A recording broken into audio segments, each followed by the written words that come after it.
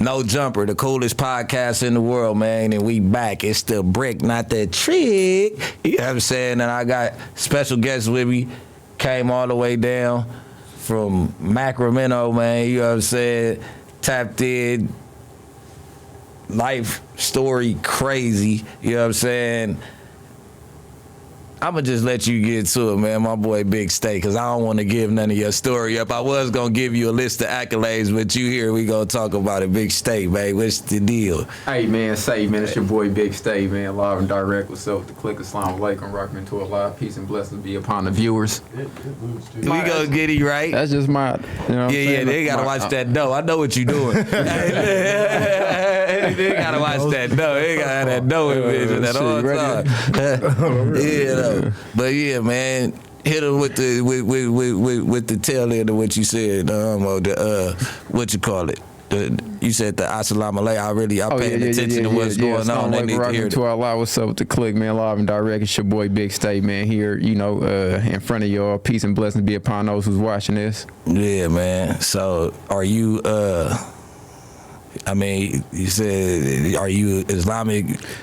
Yes. My belief system is Islam. Yeah. Did you go to jail with your belief system being Islam? Well, nah. When I went to jail, my belief system was a Christian. But you know, growing up in a black household, you know, you kind of like raised to be a Christian. Yeah. So you know, growing up, I was Christian, of course, because that's what I was led to believe, not by choice. Yeah, I was born Islamic.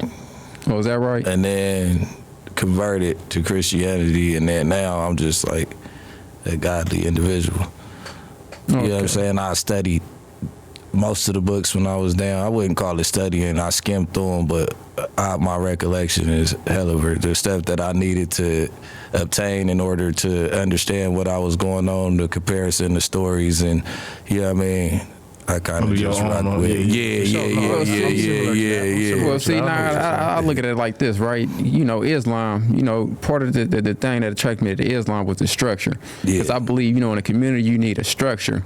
But at the end of the day, when it comes to religions, I don't really, give in one thing or another, because I believe at the end of the day that we all pray into one God. Yeah. But see, a lot of people don't realize, right? Islam and Allah, that it means nothing but submit to God, you know, so that's another reason why I chose to path in Islam, because it tells you, worship no man, fear no man. The only person or the only thing you fear is God itself. Yeah, I recently was watching some, I forget who podcast it was, and don't judge me, don't shoot the messenger, but the message was, they said if you are a Christian, that you at least 10% gay.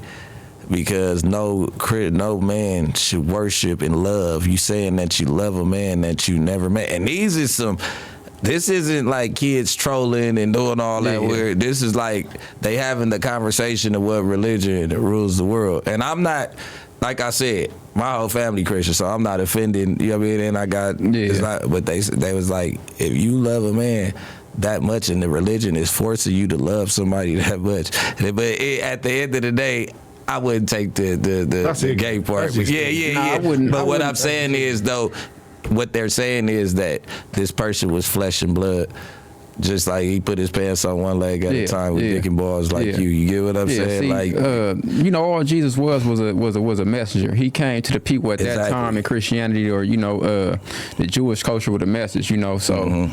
Like I say, that's the difference between Islam and Christianity too, because in Islam, even though we follow the Prophet Muhammad, we don't worship the Prophet Muhammad. That's why you'll never see a picture of the Prophet Muhammad, because we don't worship man. The only thing we worship is God.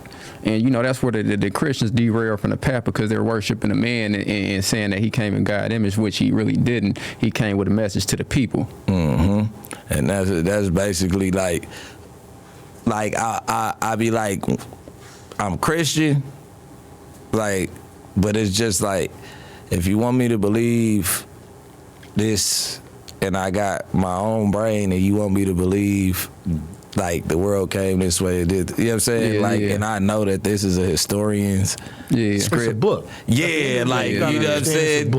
So when dealing with a book, it's things about that book that has been altered. So you got to take it for, like you say, you got to find your own Exactly. It's like in your own belief God system. didn't write that book, so now you telling me that like this you say, man every religion controls. say God. Exactly. God. Exactly. And at the end of the day, like I said, we all worship one God, so that's really all that matters, you know. And whatever way you find that God is on you.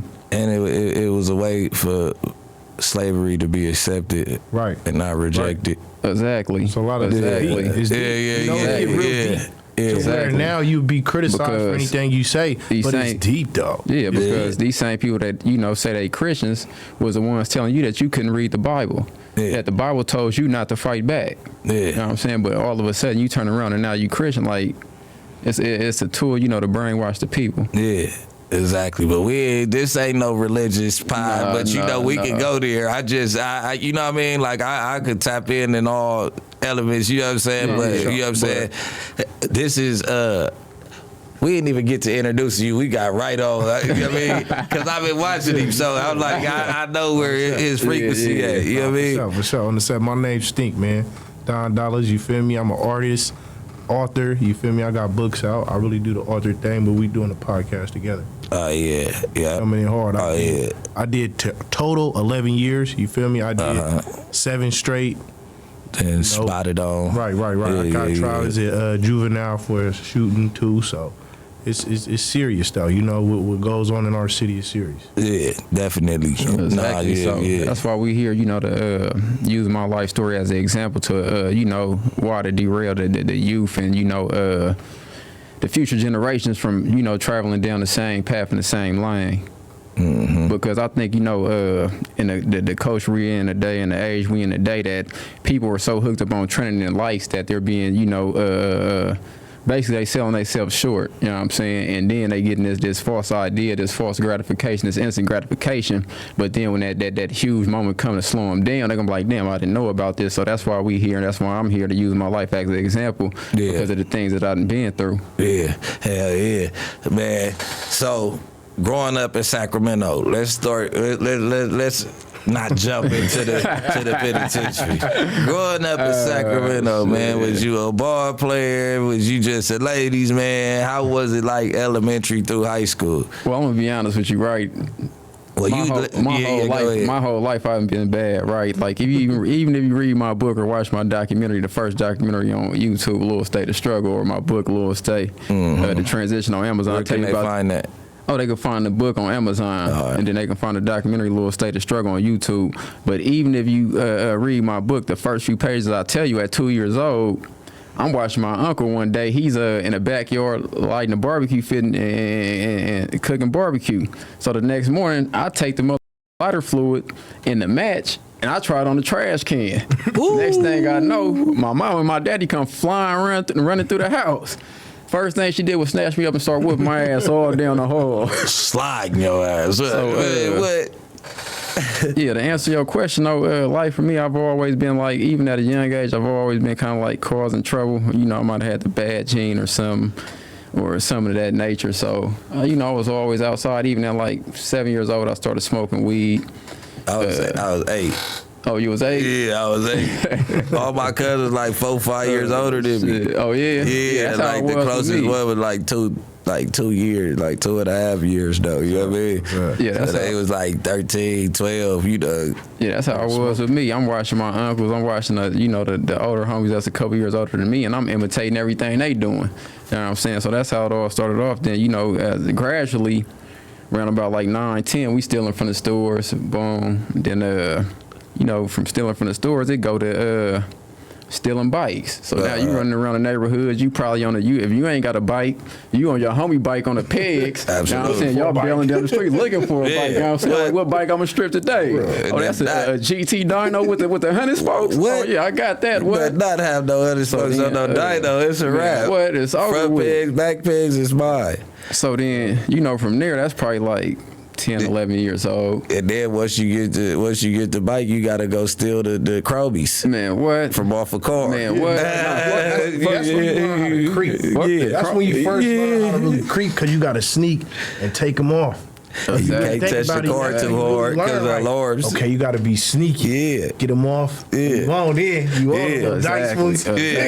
You always get really, the dice was getting stripped off the rip. Fast in the mother. Yeah, man. That's when you really learned how to creep right there. Yeah, man. I used to tell the hubby, like, only do the driver's side. Unless we going to get all four of them, like, we going to do the driver's side. You know, that's in the middle of the street. You know what I mean? Like, we ain't worried about the neighbors. Right? For me, though, after stealing bikes, I went to burglarizing houses. You know what I'm saying? Yeah. So, then I'm with a few of the fellas, we going around, we ring the doorbell. Hey, is Johnny here? Hey, is Eric here? Yeah. And if don't nobody answer, we right to the back and we in the window. And then, I realize now, though, at that age, the reason why we was doing that was because, during Christmas, we may not get what we want, and other people, may have had, PlayStations and things like that. So now we burglarizing houses to get the things that we couldn't afford. Yeah, man. I think it's that is curiosity too, though. That's where I was going. That too. I was more of a curious. That too. I grew up curious of the streets, family in the streets. So you like peep certain stuff or you see certain stuff and you be curious. You feel me? And I think it's a percentage out there that's just curious that get hooked on that curiosity. Yeah. And sometimes you get real. See me, my parents so dope. Yeah. So it was like we had it. But I'm in the hood though. You get what I'm saying? We in the hood every day. So I'm with them. I'm not with my parents all day. Like, you know what I mean? Then they hood rich. It ain't like we rich with a program of rich people. We just got some dollars on the block. Like, you get what I'm saying? So at the end of the day, well, was robbing just cuz. Nigga was going to houses just cuz. Me, it was a little bit different though, right? Because I'm watching my dad, and my dad, he's selling dope. He got all the old schools, all the nice rims, and at a young age, I'm looking at him, and I want to be like him. Yeah. But by the time I'm 8, he ended up going to prison for voluntary manslaughter. So now, you got the mama's boy, you got the daddy's boy. So once my dad left, all I look forward to was running the streets with my friends. Yeah. So it was like basically like a natural attraction. It wasn't like I was curious, and then it's like, okay, you go outside the house looking for another thing to replace that male role model. So now you transitioning into the streets because you see what's going on at a young age, and it's attracting you. You know what I'm saying? It's kind of like the laws of attraction. Yeah. So when you was young, because my stepdad was in jail, my whole family was in the feds. Like, at one point in time, my real dad, stepdad. Did you ever catch yourself when you was younger, like, when I go to jail, I'm gonna be like this? Like, when I go to jail, like, when you started being bad, like, I ain't gonna lie, we spoke that shit into existence. I told myself, sad to say, I told myself, man, when I go to jail, man, I'm gonna see my dad. That's what I told myself. Spoke it. Words is powerful, bro. You really see your dad in there. And it's crazy, right? Because, no, I didn't see him. But the same year I caught my case, he was being released. So he was getting out and I was going in. It was like the system did a swap. So you ain't seen him in 23 years. So I didn't see him until I got out the pen 2 months ago. That's what I'm saying. That's 23 years. Because from 14 to 32. But he left when you was 8, right? He left when I was 8. So that's 6 plus the 17. Yeah. So that crazy. Whole time I ain't seen my dad then. Yeah, that's crazy, bro. Yeah, man. So it sounded like you kind of like me. Not kind of like when we jumped off the porch very early. You know what I'm saying? Because I was going to say, like, where did you get your, like, were you like the popular guy in the neighborhood in that school? Because some people get it. I got it from sports. You get what I'm saying? Like, my name was ringing bells because I was good at basketball. So, and then I'm outside, so I was popular, you know what I mean? Yeah. Well, for me, it was like, me and all my friends went to the same elementary school. We all went to Parkway Elementary. So we all up there getting our reputations in by fighting. Yeah. So, we in the group, we fighting this group, we fighting that group. Yeah. And then it just it starts evolving. Yeah, that's how it was for us. So it wasn't like a popular thing. It was like at a young age, you already basically putting in work and not knowing. Yeah. You know what I'm saying? You known as them little badass niggas not to fuck with. Up the Come on now, man. Cause one of my older homies, their daughter grew up with me, so there was a lot of stuff going on recently with my name and stuff. And he had tapped in like, man, my daughter used to told me that nigga. her mama used to say, man, is Zaire going to the party? If Zaire them going to the party, man, you can't even go to that motherfucker. Yeah. Like, you can't go to that party. Like, I'm like, man, listen, man, it ain't for me to tell the world. I'm so content to where my life at now, man, because I've been through so much. I got shot in the neck. I did jail time, got shot in my tailbone, bladder, all that. You know what I mean? I did everything but focus on my kids, my family, and my life. I done gave all these years to hustling and putting homies on, and you know what I'm saying, being in the hood, worrying about the hood, nigga, not worrying about like my actual family. So it took like this last trip to jail for me to like see my daughter be like a little skinny little. You come home and it's like, you a regular person like me. Yeah, like, you know what I mean? Had that. My son, I went down. He was 6 months. I came out. He's 7. Like, oh yeah. I you did. Wake up. I just did 4. She was like 8. 8 to 12 is crazy. Yeah, that's crazy. 8 to 12, you watching them go from like 4 foot to like 5 something. Coming, you like, oh man, hold on, bro. Like, I got to get out and be there because nigga, you gotta be there. What was crazy for me though is because I went in at such a young age, at 14 years old. It's like you look back 15 years later, and then these little kids that left, they was 7 years old. You looking at pictures, they 22, 23. You like, damn. I done been in here 2, 3, 4 generations. Period. So now you seeing the evolution of society through a phone. So it's like, damn, this shit is crazy. So doing all that time and then coming out and actually, just seeing people and meeting people and greeting people, it's like a culture shock to the mind. So you see a mom, daughter, and combo, like, what the not hell? even that though. You coming out and the pictures of a person may look one way, but then when you get up, like you say, like when I see my grandma for the first time, because when I came home, I didn't tell her I was coming home. Yeah. I told her I'm gonna call you the next day. But when I see my grandma, I'm looking, I'm like, damn, you see her in the pictures one way, but when you see her in person, like, damn, she really getting old. Like, damn, So you gotta kind of cherish them moments. Was Granny like the backbone of the family when you was younger? Everybody at Granny house?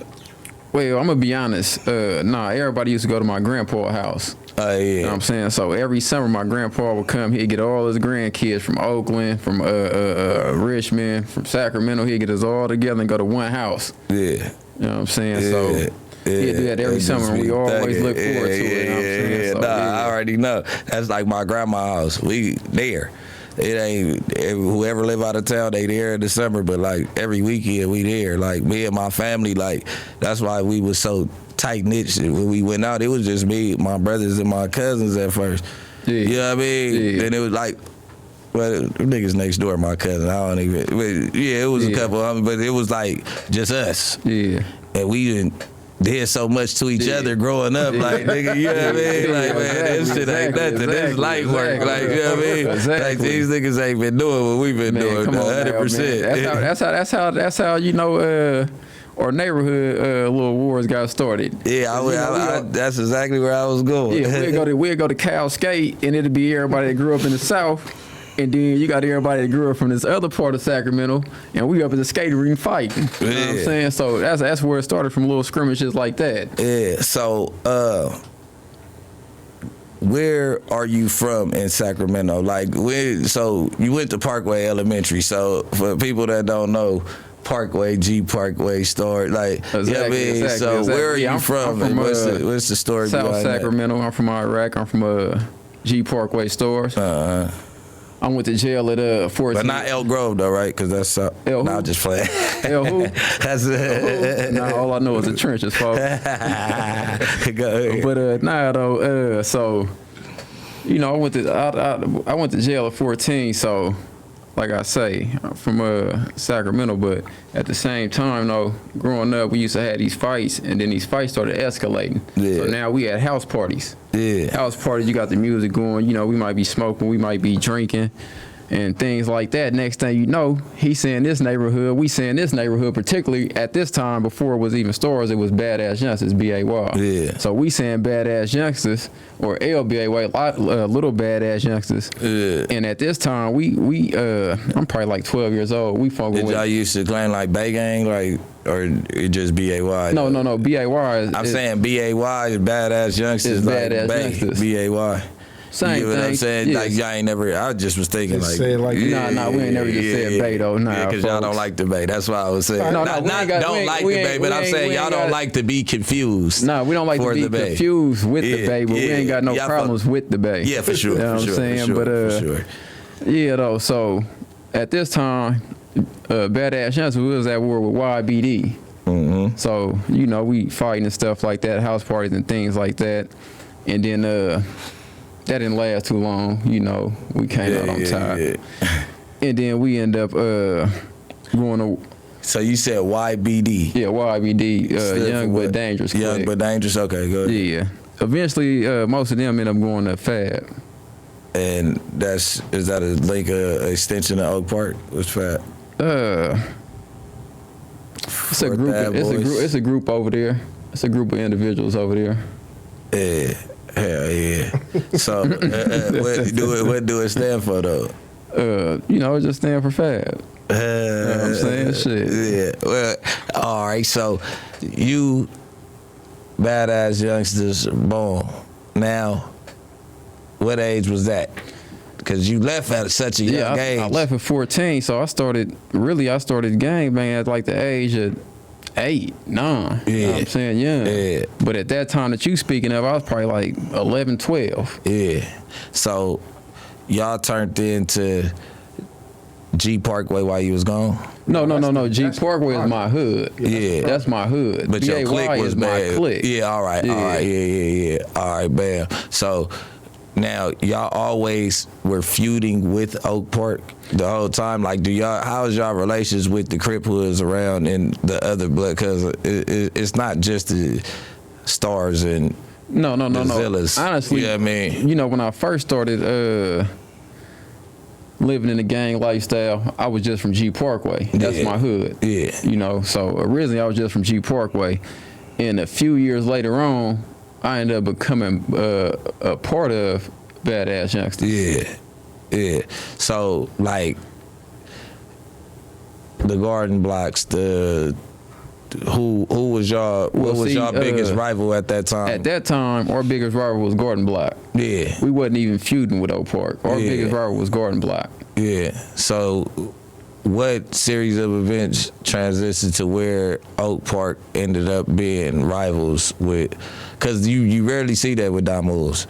You rarely see, you know what I mean? Like, down here, like, you see it and then it'll be cleaned up. Like us, we don't ever put it to the side type shit. I'm gonna be honest, right? Sacramento is really like a blood city. It's nothing really but blood neighborhoods. You know, you have a few Crip entities, but the majority like Long Beach. is blood. So it's originally it's really blood on bloods. You know what I'm saying? But a few blood sets was, you know, at war with the Keyways, but it's always been some type of blood on blood. Yeah, due to the fact it's overpopulated. Everybody ain't finna get along. Exactly. Yeah. That's a blood hood, so Yeah. it's gonna be that way. So when did y'all start beefing with the Oak Parks? Like when did that? Well, really, you know, growing up, my older homies was cool with the Oak Park blood. So really, it comes from our generation, because the generation above us, you know, they was kind of like. They blaming you for that shit. They was different, so it was a different time. So you know, still a blood Crip kind of culture. Yeah. So what I'm telling you is, I keep on beating around the bush. So I'm gonna be straightforward. You gotta be more I'm gonna be super direct. They blaming you for that. Direct. I'm seeing shit online, and they blaming you for starting the fault between. Well, most definitely. You know, I'm not here to glorify it or nothing. I wasn't trying to. That's why I was trying to like ease around. Yeah. But it got to be told the right way, because you know, a lot of people join different things, but they don't know the history behind it. Yeah, exactly. So the question that you asking is, yes, I have the first gang murder between the cliques in Sacramento. So, you know, that's when it really got serious at that moment. You know what I'm saying? But because before then it was, you know, fisticuffs. Yeah. You know what I'm saying? And wasn't nobody doing that. You know what I'm saying? Like I say, I'm not trying to glorify it, and I'm highly, remorseful about the actions that was done. But at the same time, I had to be able to sit right here and tell this story because it's at the same time, I'm not even supposed to be right here telling this story. I had 50 years of life. You know what I'm saying? Best friends, nigga, growing up playing football together. Come on, man. Come on now. Some of my worst enemies, I'm in the car with them, going to the jamborees, Pop Warner, South Sac Vikings. You know what I'm saying? Yeah, it wasn't nothing serious. So for that to happen, nigga, it was, you know what I'm saying? It was big, all over the news, and it changed things. And I think, that's why they gave me 50 years of life, was to make an example. Like, we're not going to tolerate this in Sacramento. How close are y'all hoods? Close as hood. Close. Honestly, yeah. A street. Really, that divide is kind of. Yeah, like so that's like the A-Trays and that's like the families and that's the surrounding. To go to any other hood in Sac from the south, you got to pass through their hood. And to get to our hood from anywhere in Sac, you got to on the freeway. Exactly. Yeah. But it's not far. It's not far. Because when I was down there, they was I felt like the biggest territory because I used to be somewhere by downtown and it was over there. Then it was, you know what I mean? They do though. Between them and the Heights, they got the biggest hoods. Yeah. They do. Yeah, the Heights, that's north. We got one of the smallest ones, but one of the biggest gangs. Yeah.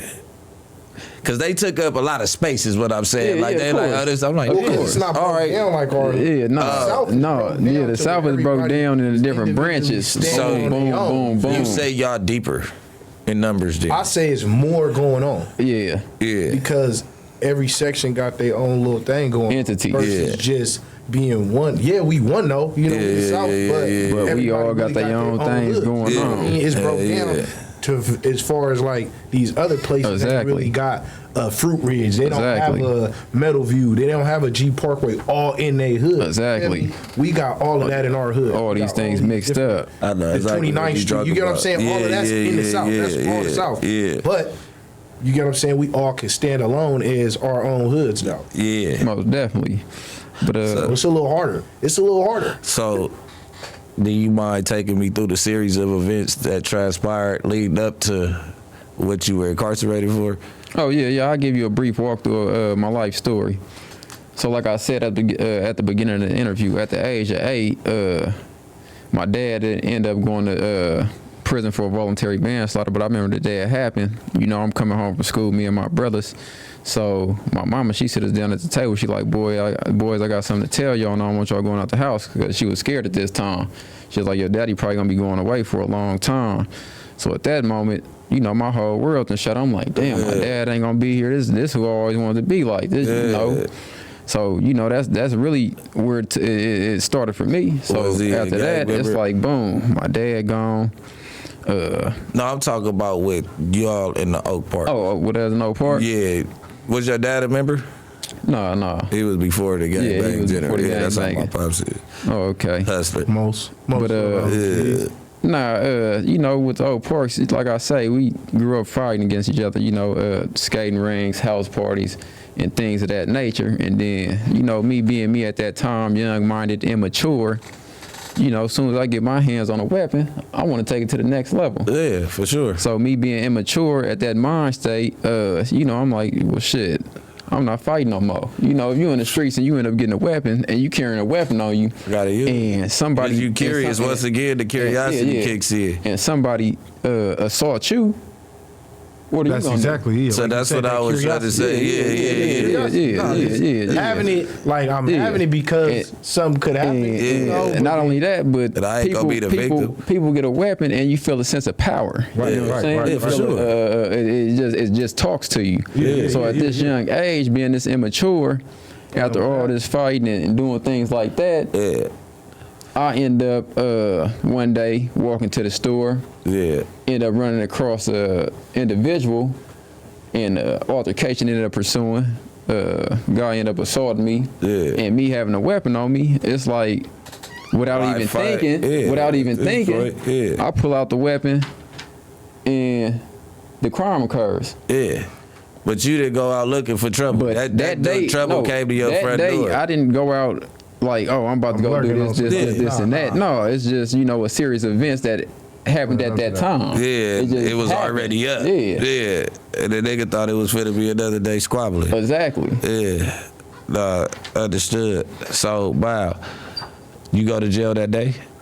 No, I went to jail probably about a week later. Damn. Yeah, they end up God, no, Sean. they end up hitting like 4 houses. Who was it on camera or did somebody tell? No, a dude I had so-called called my friend, he had ended up going to juvenile hall. He said, "Ooh." He ended up going to juvenile. Look, no, this is crazy though. He ended up going to juvenile hall, didn't have nothing to do with nothing, and told them that I got information on a murder. If y'all don't send me to CYA. Oh my God. Gave a nigga In a week? In a week. Gave a nigga not to go to the wash. Oh, goodness. I don't want juvenile life. I want you to take somebody real life. So, I ended up getting arrested a week later. All right, wow. So you get arrested. You a juvenile. Interrogation. Who pulls up? The detective, my mama, my brother. They got him in the interrogation room. They got my friend in the interrogation room. They got a series of people in the interrogation room. And of course, you know, the crime happened in broad daylight, so it's over. People, yeah, you got people. I'm talking about it's a busy intersection. Just picture one of y'all busy intersections and the crime occurring in broad daylight in the evening. Yeah. Right when everybody getting off work. Exactly. Where it's jammed up. Exactly. Yeah. So you got hella cars that could point you out of the lineup. Exactly. Not hella cars that they did. No, that's what I'm saying. They could. I mean, there's a variety of people. That's what I'm saying. A slew of people telling on the nigga. When I ended up going to trial, one dude got on the stand and told the judge that he had to move out of California because of what I did, and he couldn't stand to be in California no more. He should have never moved to this. Nigga, it's what you moving to. You seen the movies. That's how. It's serious. That's how. You know, I ended up going to jail for first degree murder at the age of 14, and then you know, I was fighting my case for about like maybe 2 years in juvenile hall. We fighting. We going on confinement, solitary confinement. You know, was really called RC and ARC. So you going on RC. RC is 3 days. You get in a fight, you got to be on lockdown for 3 days. I thought it was the shoot. Oh yeah, they used to call it the shoot. Yeah, juvenile hall. They used to call it the shoot. It's segregated housing unit. It's the shoot down there where we at. They gonna keep you in the same thing. They just think, maximum security. Yeah, it look like a 180. If you ever been to a level 4 180, it look like a level 4 180. Yeah. So y'all probably got a newer set of You got a serious case, that's where you stand. And if you get too wild, you stand in that cell. Yeah, you stand in that cell. So who's the vast population in the juvenile halls? The Latinos, the white boys, or the blacks? No, in Sacramento it's always the blacks. Okay. Sacramento is always the blacks. Juvenile hall, county jail, wherever you go, it's always the blacks. Yeah. My bad. So you there? You on the compound? Well, shit, you ain't down here. I'm thinking about the compound. There's only one place you could go. On the main juvenile hall, Keyford, in the maximum security housing units. So how long were you fighting your fitness? How long did it take them to? I never even fought a fitness hearing. You know, at that time the law said as you 14, you can be directly tried as an adult. Yeah, we was tried differently. Yeah, so I was tried directly as an adult. I went straight to the adult court system. No fitness hearing, no, are you mature enough? No, you did this time. You going under this, court. you're going to adult court. You will be transported in the morning at 3 o'clock in the morning. Yeah, you going in there like the cage on the bus with the niggas. You're going as a kid, transported, shackled. They telling your parents like, hey, we really can't tell you everything.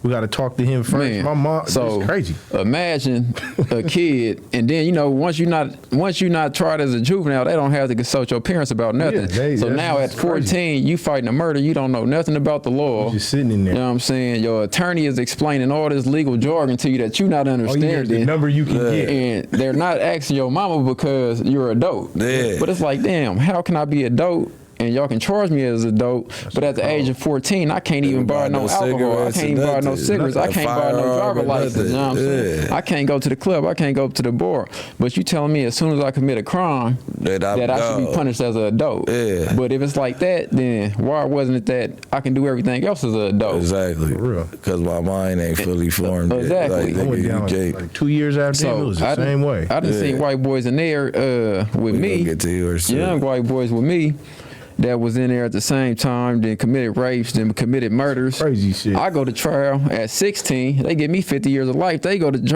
trial. They go to YA. As soon as I get to YA, the first thing the officers in YA is telling me is, "Hey man, how did you get this much time? You supposed to have juvenile life." That's point blank. Period. Like nigga can't.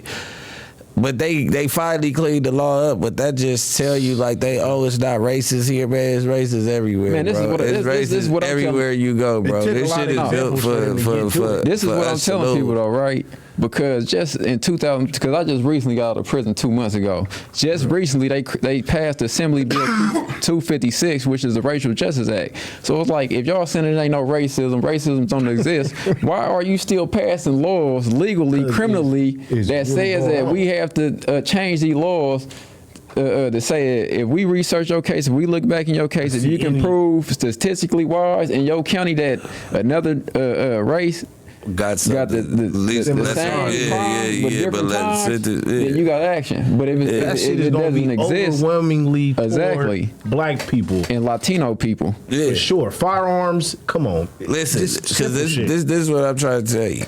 So you mean to tell me them same crack cases and dope cases that we was catching, you mean to tell me that black people the only person that serve white people? White people sell crack, they buy bricks, they do all that, but they're not going into their neighborhoods and going to raid shit and niggas spying on them niggas all day, invasion of privacy. Like you know us by the time, the only reason y'all know us because y'all sit there and drive by us every day. They look you get what I'm saying? But it does. But it's like okay.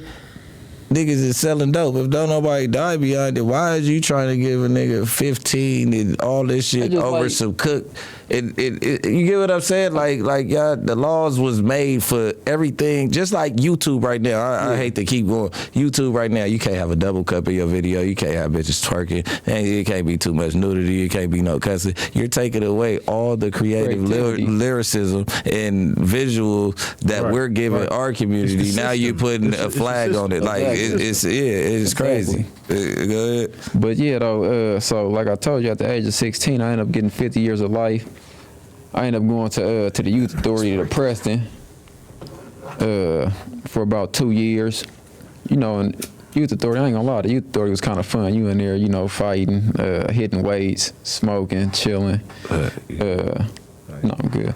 But I ended up going there for 2 years, and on my 18th birthday, they ended up transferring me out to the adult state prison. On that day? On that day. Nigga couldn't even bust no spread with the homies and nothing. What? Nigga couldn't even eat a breakfast. Nigga on that bus. What they call it? You better grab your shit. Yeah, what? Everybody having you leaving because they get your stuff. You on that Grey Goose. Ain't that what they call the bus, the Grey Goose? Yeah, the Grey Goose. So, you know, 18, I'm headed to reception. This is my 18th birthday. Happy birthday. Happy birthday. So I get there. I go to Tracy. I'm in Tracy for about 3 months. Oh, that's y'all reception. Yeah, that's our reception center. The dual vocation institution. So I'm there. The water brown. You can't even drink the water. You can't shower in the water. The cells is smaller than your closet, so you cramped up in a cell. You on lockdown damn near 24, 23 hours out the day. Yeah, for sure. Oh yeah, the rats. You got the rats. You got the rats. That shit like how our county used to be. Man, come on now, man. They shut that down. They just shut it down. So when I took them a while, but they shut it down. They shut it down most definitely.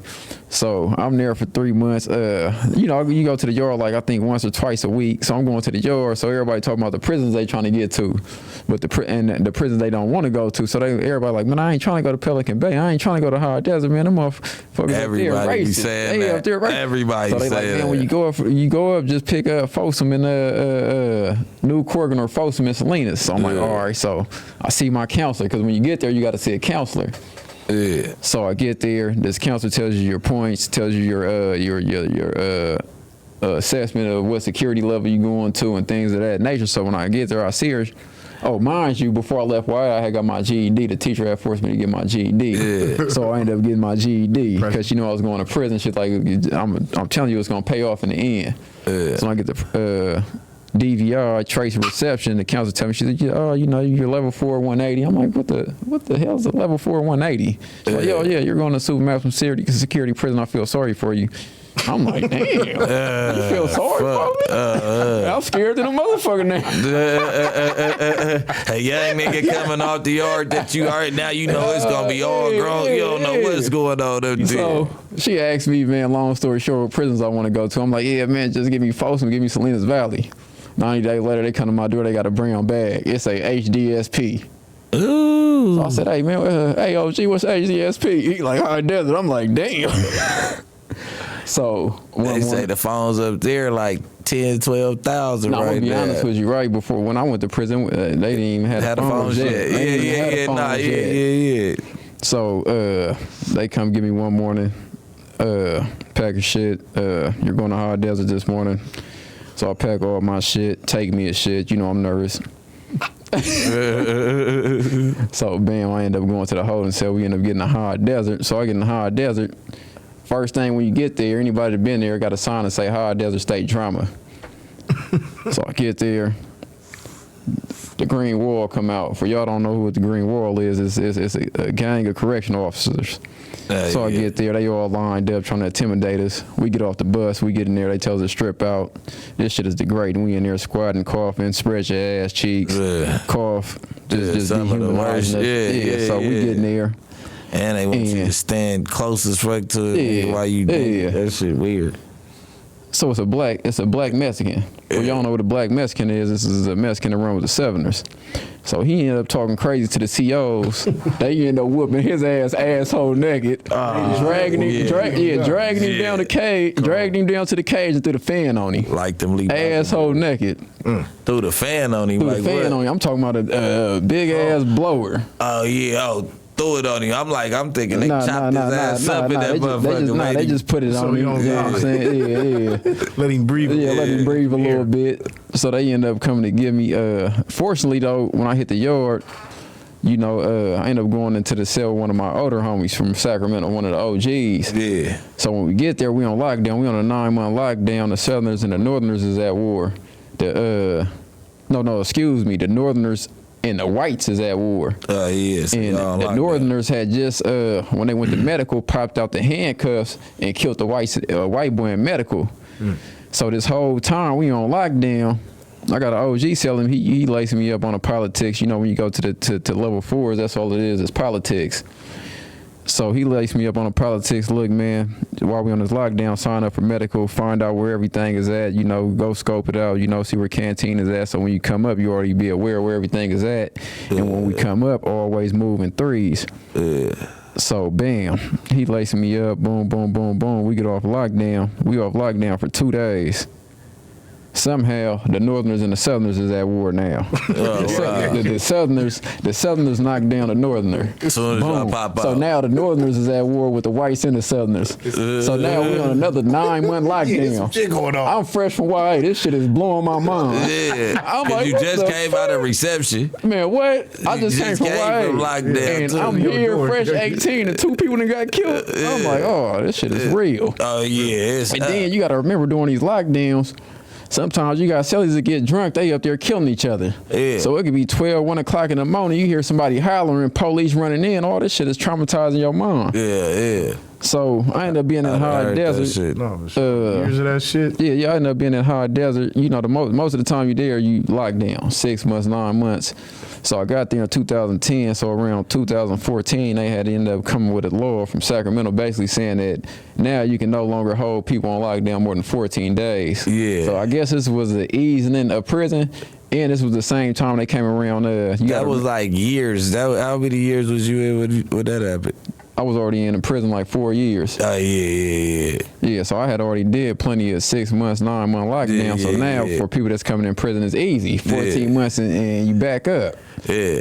And people coming in, they going crazy about that. About 14 you gotta days. Remember, was the time in prison where you had to write letters. That's what I was about to say. The hubbies used to go on lockdown back then. Like the hubbies that left early, I used to feel bad for them niggas. Like I ain't talk to my nigga. He striking sad kites to the house. Man, like, look, you couldn't even depend on a payphone.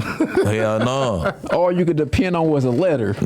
It got so bad to where I just start writing to myself. You know what I'm saying? It's like, man, you gotta express yourself somehow. Hey, a nigga write a letter to somebody and it'll come in handy. Man, what? If you was writing books at that point in your life in prison, you would have been a hell of an author. You know what the crazy part is? You not missing I the detail. attempted to write a book 3 times, and every time I did it, I ended up getting like 80 pages in, ripping it up, probably stressed out on the lockdown, and like, this shit. You know what I'm saying? So I ended up being in high desert for like 5 years.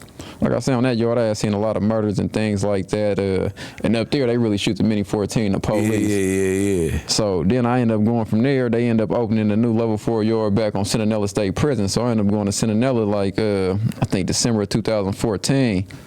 So when I get there, the whole buildings, on the building on Centinela C Yard is 5 buildings. It's C1, C2, C3, C4, C5, which was really rare warehouses. Yeah. You know what I'm saying, for human bodies. But we end up going there, and now they bring in people from Pelican Bay level 4, Salinas Valley level 4, New Delano level 4. So we all coming to one thing. So that first year on the yard, it ain't nothing but politics and positioning. Yeah. So we get there. I'm there for a month. My boy Dick come. So I seen from across the yard. So when they bring new arrivals, they come through a gate. Boom. So anytime you see that gate pop, everybody look towards that way to see who coming. So you'll be aware, like, oh, okay, do I got to get on him, or I got to push up on him or see what's what. So it just happened. One of my childhood friends came. So we end up selling up. We ain't selling these no longer than a month and a half. One of the ops ended up coming. Him and the homie was having words in reception. Me being me, I'm laid back. Yeah. So I ain't, I'm gonna let the homie do his thing. So, oh boy, he ain't off the bus 24 hours. We walking to breakfast. On the level 427s, you walk to chow. Yeah. And for chow, for y'all don't know, that's, going to eat in prison. And it's not a prison term, it's a military term. Yeah. You know what I'm saying? So we walking to chow. So we slow dragging. So we waiting on him to catch up because he on the other side of the building. So when they release the cells, they go from 101 to 105 down on. Yeah.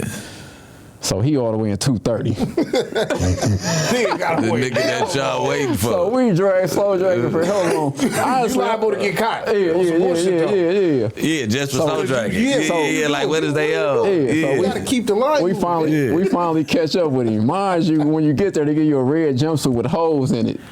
Oh wow. So it was there like fishnets, a fishnet jumpsuit. So the homie hollering at him, they have a few words. So I introduced myself. He say something I don't like. I said, hey folks, don't say that again. He said it again. I ended up taking off on him. Yeah. When I take off on him, the homie jump in. We ended up beating him out the jumpsuit, and he run across the yard to the police. With his jaws out. That's the introduction to Centinela. So after that's when all the politics start getting drawn. Yeah, because everybody like that. Well, hold on, because we bloods, he a blood. Yeah. And in prison, 2 bloods ain't supposed to pack out a blood. Yeah, for sure. So now everybody's confused what's going on. Yeah. This is their introduction into the stories in Zilla in prison. Yeah, because bro was just saying, like, them niggas squabble at prison when we was just put it up. Because we already, how niggas program.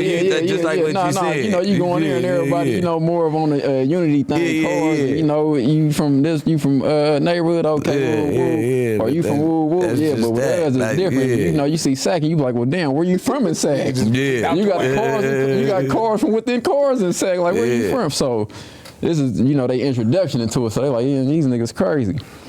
So after that, it was 2 dudes that came from Fresno, but they came from Sac County. So they ended up getting in a fight later on that night. So now the prison is on lockdown. They didn't have like 3-4 incidents in a day. So as soon as we come off that lockdown, we go out to the yard. I'm coming back from work. So it's 2 of them on this side of the yard. and then it's a couple on this side of the yard. So as soon as I come out, they try to blitz me. So I'm blending one of them, and then his homie Creek ended up jumping in. So now I'm fighting him and him. Yeah. And then while this is going on, my boy Dick is getting on the other side of the gate with a Zilla. Yeah. So after this, we go to the hole. Yeah. So now we all in the hole. We all trying to see who going back to the line. So instantly, you know, they come with chronos. You got to sign the chronos, sign the basically chrono, say, hey, man, we yeah. good. We can program on the same line. So instantly, when they come, we all sign the chronos. Boom, boom, boom, boom. Since I got jumped, they was asking me, like, you got any enemy concerns, anything of that nature? You know, it was RGR. They was doing the investigation. Yeah. So I'm like, nah, I ain't got no enemy concerns. You know, I can go back to the yard, whatever the case may be. My boy Dick and them had already went back the day before, but I had to go to RCC, the institutional classification system. Yeah. So I ended up going to RCC. They ended up clearing me. So as soon as I get back to the yard, the whole yard erupted. Oh, hey, stay, hey, my nigga. So everybody, yeah. So everybody, they freeze you out the can. They freeze you out the can.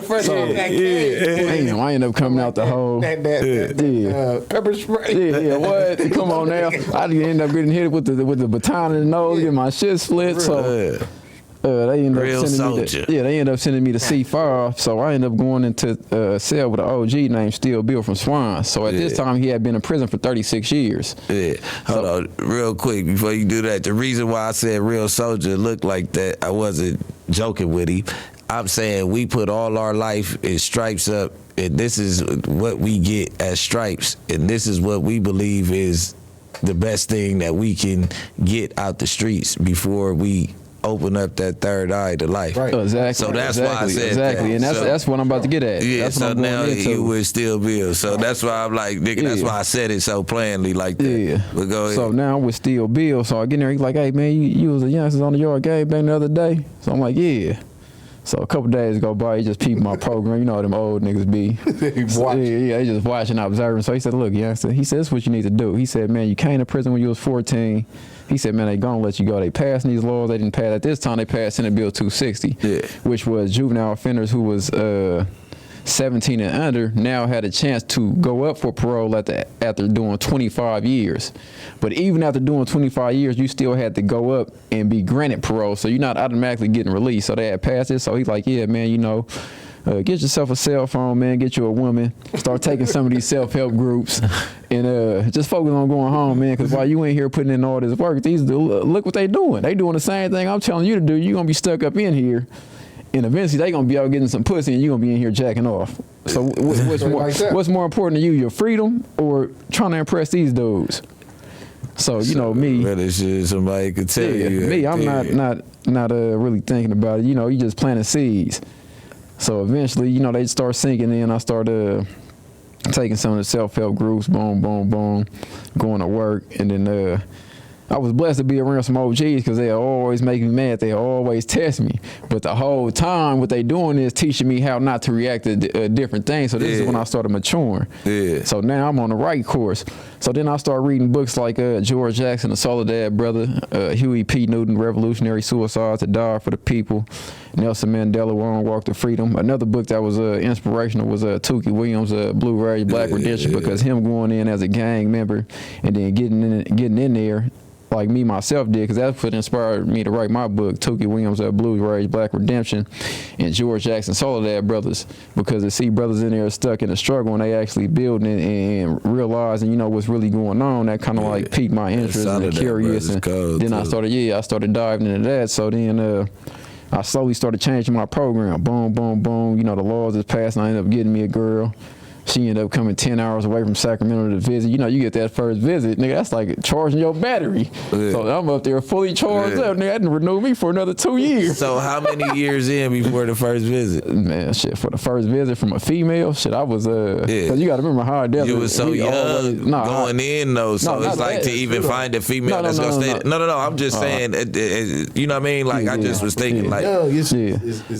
You young, so the girls that's your age is young. Yeah, so they don't even know about staying down yet. Yeah. You got to catch back up. Yeah, that's why I was saying that. So how many years in was it? But I say before I got my first visit from a female, because you know High Desert, we was always on lockdown, so I wouldn't even thought about getting a visit. You know, the only thing you hoping for is a package. No. High Desert, you buy Nevada. Nevada, Pelican Reno. Bay is by Oregon. Yeah. But up in High Desert, you just looking forward to a package. You ain't looking forward to no store. You ain't looking forward to no visit. You looking forward to a lockdown, a letter, and a package. So I leave there. So my first visit was probably 2015. So 5 years, first visit. Yeah, man. So you said that first visit recharged you enough to go to go another 2 years, but at this point she was locked in. At this point she was locked in. She wasn't even approved to get visit. You know they had the rule that if you drive over 250 miles, you get approved on the spot. So she like. I'm like, I ain't never heard no shit like that. Shoot the shot. I said, but if you gonna try it, try. I remember that shit. Yeah. I remember Wait, that shit. she said you do what? She said the rule book. The rule book say if you drive over 250 miles, you instantly get approved. Because you know during for what, family visit? No, for visiting. You know, for the visiting process, you have to be approved. Oh yeah. But if you drive over 250 miles, you get approved on the spot without having to go to that long clearance process. Yeah. So I'm like, shit, I ain't never heard of it, but go ahead and try it. I'm like, shit, I ain't got nothing to lose. Yeah. So you know me, I'm like, yeah, that shit ain't coming. So I get there, I'm in the shower. I'm telling everybody on the yard. I'm like, yeah, I'm gonna visit, but I don't believe it though. Yeah, so I'm in there washing my hair, like, Steven's visit. I'm like, oh shit, I hear somebody say, bro, she really love you. Butterflies. So I go in there, hands sweating. Butterflies. Nervous. She said, you nervous? I said, hell yeah. But nah, when I got there, man, that really opened my eyes, man. And then, like I say, I ended up taking self-help groups, and I ended up getting into college. Yeah. So then, you know, taking all these college classes, because I ended up getting my AA degree in psychology. So taking all these psychology classes, it started helping me learn myself. And now I'm looking at life, I'm like, damn, you know, I done lived a certain lifestyle.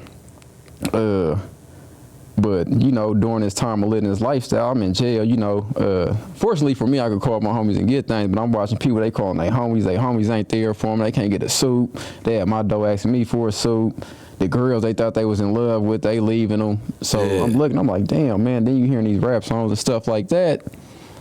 And you hearing how they promoting our lifestyle, and I'm like, damn, man, these dudes is promoting a false narrative, you know, of life and what's going on. And me being this young and doing what I did at this age, and you know, taking another human being life for the cause that I believed in, and now me knowing right from wrong and opening, like you said, my third eye, I'm like, well, look, I got an obligation to give back to future generations and let them know, you know, that this is not the way to live. Like, this is not what it is. Like, you should be able to, if we calling ourselves a gang or we calling ourselves homies, you know, like I say, a lot of people say, don't nobody owe you shit, but if we a gang, if we a family, or we moving as one, when I fall, you should pick me up. For sure. You know what I'm saying? For sure. So that meaning if I go to jail, we never was taught that type of loyalty. We was taught to kill for one another, watch each other back. But then, like, you don't get trained in all angles of loyalty to where when money and certain assets come around and a person can't achieve those same goals, it turns into greed and it turns into a nigga sliming you out trying to backdoor you. But see, the thing about it now is even if you looking at it right now though, is people are doing what's trending. Yeah. So a person may know right or wrong, but they're doing what's trending. So me sitting back and doing all this time, you know, I'm detached. Like, you know, I get the cell phone, I'm promoting my documentaries, promoting my music, promoting my books, but I'm able to observe and look at these dudes are being sold a false message. And now that I'm sitting in this position and going through what I'm going through and hearing people rap, you know, about the things that I did, and it's kind of like glorifying it, I have to go out here and say, look, this is not what you want to do. Even though I did this, this is not the footsteps that you want to follow, because if you follow these footsteps, it's a hard path. This is a very hard path. You know what I mean? Like I say, like we got this clothing line right here on Lonely Nights. The reason why I wore it is because it's by my boy Slim, you know, Sacramento. We also got Skull Go Crazy. But the reason why this you know, hoodie resonated so much with me, because during that time, over them 17 years and 6 months, it was a lot of lonely nights. A lot of lonely nights. I'm talking about lonely nights, hungry nights, starving nights, I want to be loved nights, facing the wall nights. He's facing the wall. So it's like, you know, once I open my eyes, it's like I got an obligation to come and give back to the future generations to let them know that what they hearing is not the real. Like, when you get involved in this lifestyle, it's going to be tough, and it's going to be a lot of lonely nights, late days, and heartaches and pain breaks. Yeah, for sure. For sure. And how many years in when you stop having dreams, you like being in the streets and popping back in your cell? I'm gonna be honest with you, right? All my dreams, right, has mostly been me on the streets, and the whole time. It was destined. And look, the whole time I was incarcerated, everybody that was around me always came to me saying, "Hey man, I had a dream we was on the streets. Hey man, I had a dream we was on the streets." Yeah. My whole time being incarcerated. Yeah, everybody was on the streets with you. Exactly. So yeah, it was my boy right here. My boy Stink Dollars. But 2 months before I got out, he told me, he said, "Hey man, I had a dream, man. We was on the streets." That's crazy. 2 months before I got out. Told him. That's crazy. We was on the street together, bro. Y'all was down together at the time? Nah, I was out. He had got out. He had just got out. He had just got out from Calipat. Yeah, motherfucker ain't had no dream like that. Like, I just had a dream. That's crazy. Yeah. So when you didn't know you was coming home till your shit got overturned, they let you out the next day? Well, see, what happened with me was, you know, they had passed some case law. Well, they didn't pass no case law, but a dude named People versus Heard. Yeah. He had won his case, basically saying that since he had 103 years of life, because at this time, people that had life without parole was able to be resentenced under 1170D. Yeah. So he basically told the courts, "Hey, man, since I have the functional equivalent, meaning that 103 years equals up to the amount of life without parole, I should have the chance to be resentenced since I was 17 and under and fit all these criteria." Yeah. So when he did that, he opened the door for a lot of juveniles, and we all followed suit, and the attorneys came and told us about it. Yeah. And we filled out the paperwork and sent it in. Like at the time when I filled out mine, I called the attorney. I said, "Hey man, I heard about this new law. The attorneys came to see me." He flat out told me I couldn't do it. Yeah. So I took my own initiative, filled it out myself, and got the case number myself, and got the course accepted myself. And then I called him back and said, "Hey man, look, they accepted my stuff." And he, "Oh, well, let me be your attorney." Yeah. So I ended up filing that. That's crazy. The same dude? The same dude. That's crazy. The same dude. And then, you know, when he accepted the case, I could tell he ain't really passionate about it. Yeah. So I'm calling him every day. Yeah. "Hey man, what's going on? Hey, what you doing? Hey man, did you think about this? Hey man, did you think about that?" And he kind of like, "Oh man, just I do what I do." I'm like, "Nah, you just not gonna do what you do. This is my life in your hands." My life. I didn't let y'all do that already. It's a piece of paper to you. But now that I know, I'm definitely not going for this. Yeah. Like I said, when they gave me all this time, I was 16, so I didn't know. But now that I know, and I got this one chance to get out, because right now, me just sitting right here doing this interview is a blessing, because I'm supposed to still be in prison for life. For sure. So, of course, I'm not about to just let you do what you do. So I'm on him. Long story short, 8 months later, it's I remember the exact day. It's April 8th. I get on the phone with him. I'm like, "Hey man, you heard anything from the courts?" He's like, "Oh yeah, man, they sent me something." I said, "Well, what did they send you?" They sent you something. What did they send you? He was a bitch. Yeah. So it just happened. I'm on the phone with hey Stevens, legal mail. So that means the courts told me what they're gonna do. Yeah. So I get off the phone. "Hey man, I gotta call you back. I got some legal mail." Read it. "Oh, we're gonna deny your People versus Heard." So I'm like, damn. Another denial. Then I'm reading it, and then it say, but under AB 600, 1172.1, under this new resentencing law that we passed in January of 2024. Now that me, the judge, has the power to recall your sentence, I'm going to consider recalling your sentence because the way that we treat juveniles right at this moment has significantly changed since we incarcerated you. So I'm going to consider resentencing you. So I called my attorney back. I'm like, "Hey," he like, "Man, what do you want, man? I just got off the phone with you." I said, "Man, I got what they said." So as soon as I read it to him, he said, "Oh, man, it sounded like the judge wanted to do a deal." I said, "What do you mean a deal?" He like, "Basically, man, if they resentence you under what you filed, you may be able to sue. But if we come with a deal and you plead guilty to a manslaughter, 11 years, they uphold a conviction, you can't sue, and you're free, so everybody wins." Yeah. And you won't be able to sue them. Yeah. I'm in prison 17 years and 6 months. What? Nigga. run it. Yeah. He like, are you sure? Am I sure? So I said, am I sure? So he typed it up, boom, boom, email the DA. Call me back 2 weeks later. Hey, man, you heard anything? I ain't heard nothing. I'm like, damn. So now you got tablets in prison. Yeah. So one day I come in, this is like my 3rd yard. I come in from night yard, boom, boom, boom. I hop on my tablet, you get messages. Yeah. So I got a message from my attorney, John Stoller. I said, oh, this is different. Hey, please contact me immediately. Yeah. I said, oh, yeah. This is 30 days later. Yeah. May 16th. He reached out to him April 16th. This is May 16th. So I call him. Matter of fact, I had a decker for the law library. I leave the law library early. They're like, hey, man, where you going? I mean, I got something to do. So I call his office. The secretary plan. I'm like, hey, man, John Stoller there? Like, oh, I don't know. He might be in office. He might not. I said, man, tell him Mr. Stevens on the phone. So he go, oh, yeah, here. So he said, hey, man, I got some news for you. He said, hey, man, they going to do the deal for the manslaughter, this, and that.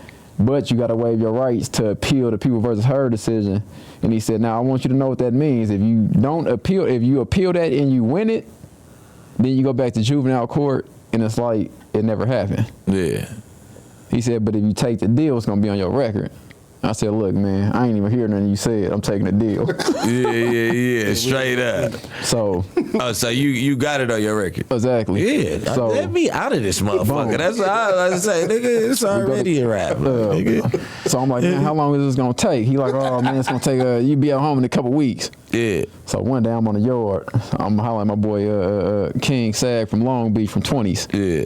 I'm like, yeah, man, the attorney, because I showed him, he like, yeah, I called my attorney, asked him about it. He said, bro, you going home?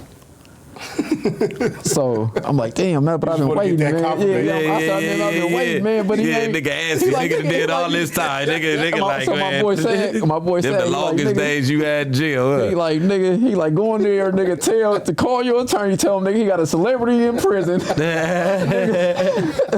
Each day I'm waiting to hear, nigga, my life is in jeopardy, and I need to take my deal.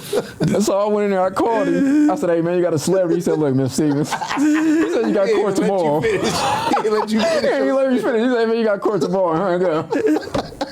So I go into court. I'm supposed to be taking my deal. The DA like, nah, we're not going to give them to him today. We need to redo the paperwork. I'm like, damn. God damn. I done told everybody I was coming home. I done got denied. There's some shaky shit going on. Yeah, for sure. I said, oh. Nigga, they said redo the paperwork. You just thinking the worst. I'm thinking it's over. I called my attorney like, look, man, if she playing, we just going to appeal it. It could take 9 months, but we going to win it. I'm like, 9 months? Like, damn, that's like another year. You know how much shit be happening in prison? You got riots. You got these dudes in here all spice. They catting out. They catting out. I might not even be here in a year, nigga. Shit. So I go to court. The judge like, well, look, you got 3 days. So I go to court 3 days later, June 3rd. I'm in there. It's at 1:30. Yeah. They don't call me to 2:10. I'm like, damn, they didn't took the deal back. They got some shady shit going on. Why is cold? How be your It would. So boom, I go in there. They call me 2:10. She said, Mr. Stevens, we're gonna recall your sentence. I said, it's over. I wasn't even listening no more after that. Then I tuned back in. Then took my deal. They recalled my sentence from first-degree murder. Took off the 50 years of life. Reduced my first degree to manslaughter. Nigga shoulders just started loosening up. So it was like I automatically shifted to the streets. Yeah. You know, they asked me did I had anything to say. You know, I told them I was remorseful for the crime. Now that I see what life really is, that I'm gonna use my life as a tool and a story to educate the youth and show them what road not to head into. So I ended up speaking about my remorse, apologizing to the family for, you know, my actions and, you know, harming and hurting the community and destroying the community. And I also told the judge that I was going to use my life as an example. So now that I've been out of prison, I've also been working on part 4 to the documentary series, Finally Free. Yeah. You'll see a lot of my movements and my evolution since I've been out after doing 17 years and 6 months, especially those of y'all who've been following me since I've made my first documentary. That's on YouTube, Little State of Struggle, Young Black Men in America. Then I also got the second documentary, Little State, Beautiful Elevation. Then I got the third documentary with all my brothers in a prison. Because, you know, that's another reason why I call myself Big State of Prisoner's Voice, because, you know, I speak for the voiceless, you know, for those who don't have a voice in prison that you know, that's crying, that's silent, that people may not hear them. So I'm here to say that, you know. He don't think he Lil Durk. You know what I mean? Yeah. Nah, go ahead. Nah, I don't think, you know, he say he the voice of the streets, man. I'm the voice of the prisons, man. Yeah, you know, yeah. people that's going through that struggle. You know, like these concrete walls you see, they got to sleep through those 24/7. You know what I'm saying? Exact ones down there. You they know, just smoother than that. I hear a lot of the rappers, you know, I be watching a lot of interviews and stuff, and they be talking about, you know, I had a partner in there that was doing life. Rappers saying that. Even Nick Mills said, you know, I had a partner in there that was doing life. He had all the money in the world, but he said he'd give up all that money just to get his freedom back. And I'm like, well, that's his partner, and he telling you his story, but I'm the actual living example of that partner with life. Yeah. And I'm here, you know, to speak for those who, you know, have life without parole, that have been in there educating and rehabilitating themselves, and, you know, lifers that have been in there educating and rehabilitating themselves that really deserve a second chance at life. Because when I went in there, like I say, I did the first gang murder, which I'm not proud of, but it's the facts, you know, what goes on. But I'm here to say that, you know, this is not the way that you want to live, that, you know, these things that you hear in this rap song, that's not what happens when you really out here on the lines. You know what I'm saying? Because when you really on the lines, you're going to go through the struggle. For sure. You know what I'm saying? You're going to go through them block deals. You're going to go through losing them women. You're going to go through blowing a lot of money because you're living in a fast life. Boy, if anybody see you when you get cracking, and they got all type of cameras for your ass now, your ass is going to jail. You better believe, damn near, you better hope the person that seen you got to go to work and they finna get fired, man, they can't get your license plate or something, nigga. That's what you better hope, that they don't got no witnesses, because it ain't times change. Like, you go do something, you're throwing your life away. They pinging phones. They doing all type of shit. Not only that, but I'm here to say, because, you know, at once I was young, you know, popping E pills, smoking weed, and you living this fast life, and you know, with your friends and things like that, and you're not really thinking about it. But I'm here to say, like, you know, this is not really the lifestyle that you want to live, because, you know, them fast moments cost you a long moment. And then when you get that long moment, all that tough you was doing, because a lot of dudes, you know, you see them on the streets, they be being tough and things like that. And when they get in jail, they can't stand on their own too. And me personally, I wasn't one of the homies that was super extra out or nothing like that. I think the reason I got through my 17 years and 6 months is because I was myself. I wasn't too tough. I wasn't too hard. You know what I'm saying? Anytime somebody needed something from me, you know, I'm for the people, so I'm gonna give it to them. You know what I'm saying? That, I mean, you know what I mean? People with godly manners, they get the godly consequences.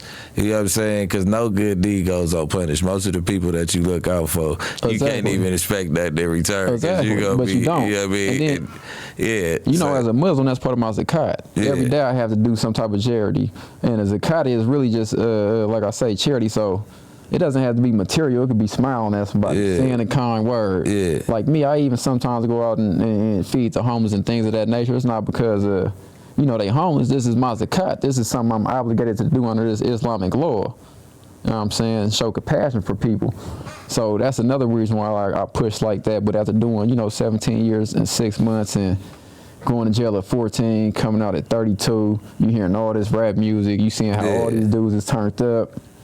And you hearing the message they putting out, but then when I'm looking at it, I'm like, they not telling you this other side. This side that you see in my documentary, when you see me brushing my teeth and spitting in that toilet, when you see me washing my clothes in them sinks, or when I'm sitting here stuck on this 24-hour lockdown, and I can't call you. Come on, man. Because you ain't got no money on your phone. This back when you had to have money on your phone. And then it's bad. Got to put a curtain up around the sink. It's bad take a shower. Days, so whereas they got tablets and free calls, and people, homie, still ain't answering the phone. So what that tell you? So I'm here, you know. They don't want to hear about it. It didn't matter the money. They never knew the price to put the money on the phone. They wasn't trying to hear from you. They wasn't trying to hear. Oh, that's that jail number. Certain homies overdo it though. They do. No, they do. Certain homies overdo it. Too much. Being in prison, you know what's going on. So you got to be fair. Because we out now. So you got to be fair. It's people who overdo shit. Overdoing abuse. Because it's like this, man. Some people really don't have nothing, But some people put themselves in a position to not have nothing. Yeah. And that's where I draw my line. Yeah, for sure. I'm a person that I'd rather give you something to hustle. Look, I seen you some cards or something. Yeah. You better sell that shit. You feel me? Or some candy. I'm not finna keep sending you money because obviously you ain't doing nothing with it. Most definitely. We're For not sure. Keep doing that. Oh, yeah. You know what I'm saying? You're not about to keep getting high. You gotta stop. Yeah, you gotta. Here go the canteen. There goes Stowe Buddy, bro. Draw the line. Definitely. If For sure. nigga, you know what I mean? Like, where your lawyer at? Because you try to get an appeal, you keep on having me piece up on these cell phones, Most nigga. definitely. I'd rather my little Most couple rats go definitely. to that at this point, Most nigga. We done definitely. did this for 15 Most years definitely. straight. You And get what I'm saying? That's another thing I be telling brothers. It's a good thing you mentioned that about the phones. I be seeing a lot of these dudes, and they caught up on these phones, but you're not doing nothing with it. For the wrong reason. Like you're not doing getting out nothing of with it. You jail got with dudes that got will a sacrifice their freedom you should for a phone in utilize prison. When this is just a tool to be able to, promote and create things out into society. Because For with sure. a phone in prison, that's your way of reaching out to the world. Yeah. A lot of people just celebrate in prison with a phone. That's Exactly. nothing to celebrate. Exactly. And, you see dudes in there spreading, trying to make it look cool. Ain't nothing cool about that. When you got to really sit there in that cell and you doing the same thing year in, day out. Every day. So, like rice bowl, burrito, tacos, everything just in a different manner. I in prison when that first started, phones. Yeah. So I was like, this before I rapped or anything. So people used to see me on there. This is in 2014. I'm showing clothes and, prison living on Instagram. People first started seeing videos. So, like, what are you? I'm just a nigga in prison. I don't really tell them that. Like, I'm in prison. But they they was interested, but now it's to the point where that was so long ago. So when I see it now, I'm like, damn. It's the maturity, like, damn, a nigga was just celebrating being in prison. Exactly. Glorifying something. feel me? Not Really sit even back knowing like, it, that because shit when the wasn't little cool. homies looking at it, they think we having a good time. And it ain't When really not a good it's time, really though. not a good time, you really like, damn, I wish I was out at that club. Or I wish I was something as simple as, man, I wish I was out with that female. Or depression. I'm coping with what's going on through showing this shit off. It's like, nigga, this me imitating what y'all doing out there. It's like, this is my connection. This is me wishing I was free. You know what I'm saying? for sure. So it's different. Get on the phone with all the homies, is looking good. Everybody out like, nigga, free. Woo. I love you niggas. You feel me? Niggas just got to get off and just pass. Yeah, for sure. I don't even want to be on it. Exactly. Now, Sometimes pressing shit in, like, it make you sad. Then like nigga, 50% of the niggas saying free, you feel try to call a number. That's what it is. Don't accept the free call right there. You know what I'm saying? At least 50 to 60% of them ain't picking up the phone. Nah, it's crazy though, because like I say, a person, people do that just for, clout these days and things of that nature. But it's like me, if I see somebody posting something about a homie funeral or something, I might not say it openly, but I slide in his DM like, well, okay, well, how much money you give his family? Yeah. Look, fuck the post. Don't do the thing for the post. How much money did you give more? How did you contribute to that? That's what I do. I don't post my dead homies because I'm starting to have a bigger following. So it be like, nigga, I don't even be liking people playing like that. So I don't never post them. The family be feeling a certain type of way. I be like, man, But you gotta have balance. I'm gonna play my part. No. Exactly. They don't understand it. The other people don't understand. Yeah. That's why I'm like, I'm still coming with this, so it don't matter about no motherfucking Instagram post. We not getting off to that, because now you letting the nigga know my weakness. Yeah, see, you nigga know a nigga weak right now because I done lost my boy. I'm not doing that. Yeah, you gotta. You know what I mean? See, people don't understand, right? Social media, period, is just a platform. It's not something for you to get caught up in the matrix or nothing like that. You have to be able to use it as a platform, be responsible with it, watch what you putting out. So, like I say, after doing this time, now it's like I'm showing people the things that they should be doing. You know what I'm saying? And I'm speaking on things that they need to be hearing. Because the way people move, you would think that Instagram got like a life insurance kind of deal, because for sure. I just went off into thinking something else while you were talking. That's why I was dazed up. Exactly, bro. I just was like picturing some shit. Somebody lost their life due to all that type of shit. Yeah, you know, when you was growing up, especially like certain ages, you will always hear like people say, there's too many chiefs and not enough Indians, right? Yeah, for sure. But now it's just too many Indians. Yeah.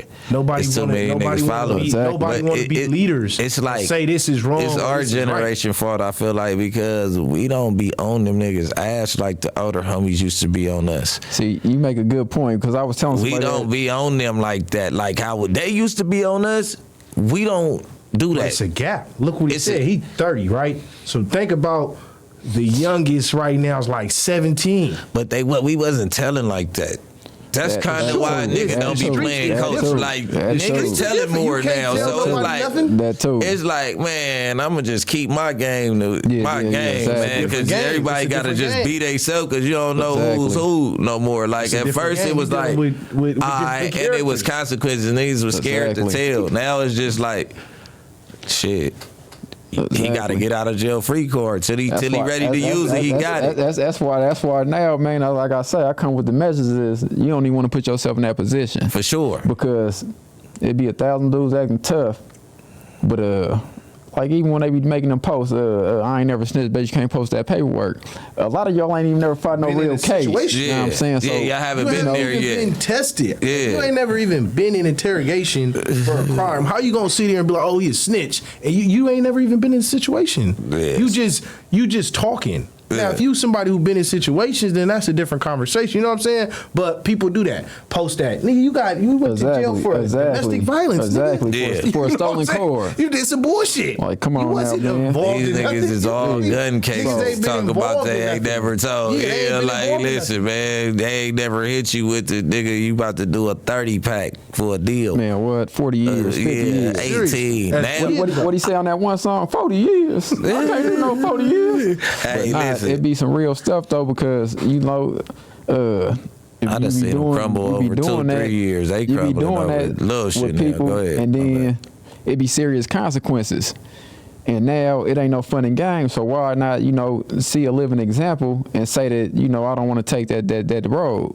You know, because like I say, doing all that time, 17 years and 6 months at 14 and coming out at 32, it's a lot of lonely days, late nights, depression, anger. You know, you mad at yourself. You mad at the world, you mad at your homies, you mad at your girl, but at the whole time when you finally really do that self insight, that real knowledge, when you really open up that third eye, at the end of the day you ain't got nobody but to be mad at yourself. And once I reach that point of taking accountability and responsibility for my actions, it's like, okay, well, how am I gonna use this? Well, I need to let the future generations know that this is not the way that you want to live. I had just recently interviewed the potential mayor for Sacramento, Dr. Flo, and I was asking her about, bringing down the gang violence and trying to bring the community back together as one. And how can, in the North Sacramento, they got a Big Brother. So I was asking her, how do we create a nonprofit for a Big Brother in the South area of Sacramento so that we can help, the kids that's in poverty in that area that need somebody to look up to and come over there for guidance. And then also me and my boy, we got the podcast about to come out, The Price of Listening. The OGs always say the game is sold, not told. No, the game is given when a person want to listen. So, that's the only way you're going to get the game is if you listen. You know what I'm saying? The OGs say that, but them OGs was talking about some pimping type game. Yeah, but the game of life is to be told. You got to give it to you. Right? So it was given to me by OG, right? So when I went into prison, I came in similar to that. You feel me? Tried as an adult. I get in the cell, and I have my own way of looking at life. Yeah. He understands it, but he cares. He cares. Yeah. You feel me? He know my family. He cares. You feel me? So he sits me down, and as he's talking, he's like, you have something where your generation feel like you got to be a gangster. Yeah. Like, it don't take nothing to kill somebody. Yeah. You don't have to act like you gonna kill somebody to kill somebody. It's killers that don't act like they gonna kill somebody. He like, that's where y'all up. He was a player though. You get what I'm saying? He like, get you some money. Yeah. If you want any advice, get you some money first, and then you'll look at life a little different. Yeah. So he will always say that the game is to be sold, not told, but the price is what? I throw out numbers, and you feel me? I'm just trying to listen. But he always tell me this. He was strict. Like OGs in prison, they talk bad to a nigga. They talk crazy to you. They talk crazy. Like, do I gotta get out with this? He like you like more like you making my morals my code. If you don't know, say you don't know. And I'm like, cuz you just acting like you know something. If you don't know something, say you don't know. Because his thing was like the lack of knowledge. If you don't know, nigga, say you don't know so I can teach you. So I get tired of guessing and shit. I'm like, I don't know. He like, the price is to listen. I sat there and I'm like, damn. That's crazy. If you listen, and you can go into pimping, right? Like you just said. So let's say you got a pimp. right? He gets this female. He can have all the game in the world, and she pay attention for one day. Yeah. She didn't pay for that. She paid attention, but you can have a woman with that same man for years and not learn nothing. For sure. She ain't pay attention. So For sure. it's really, the price is paying attention. Yeah, for sure. And that's with anything in life, you know what I'm saying? Sure. So when it come to the young generation, you just got to pay attention to what's real and what's fake. Yeah. You know, you got to be authentic in the game and realize what's real and what's fake. Because it's a lot of fake shit out here. Yeah, man. So the price of listening, that y'all take heed to what he's saying. The price of listening is irreplaceable. Is no price to the game in some people's eyes. But what I was telling you about pimping, that's where I was trying to go. Nah, I get what you're saying. They tearing off the older pimp for information. The younger pimps is getting pimped on. But it come with the game, I guess. I don't know. We come from another culture, and you get what I'm saying? And they gonna go against it, and me and Sharp gonna fight and all that shit, whatever it is. But nigga, at the end of the day, in some form or fashion, they telling you what to do with your bitch in order to keep her hypnotized and to stay on track and where to play ball at. It's all about how you got the game. See, now you can get the game gave to you wrong because like the nigga that laced me, he said, who's the lame that knows the game and where did he learn it from? Now break that down. Yeah, but that's not what I'm. I understand. I understand what you're saying about but what he's telling you to do. You can't do that. That's what I'm getting to. I'm saying that's what I'm getting to. You always got to do your own research. Yeah, you're paid to figure out life, what you're about to figure out anyway. Who's doing that? You are. Yeah, you don't know that's really what go on in pimping. You think I'm making something up? Like when they all from one congregation gang, they all paying the leader. Like Don Juan and them, they retired. And Ken and them, they retired because they OGs and they giving niggas game. But they still got to make their money. And they getting money off the game. They don't have to work the bitch no more. Right. They go on in. Raise these niggas. New pimps. They in the ball. This nigga exactly. They in the ball. Nigga said raising new pimps. You know what I mean?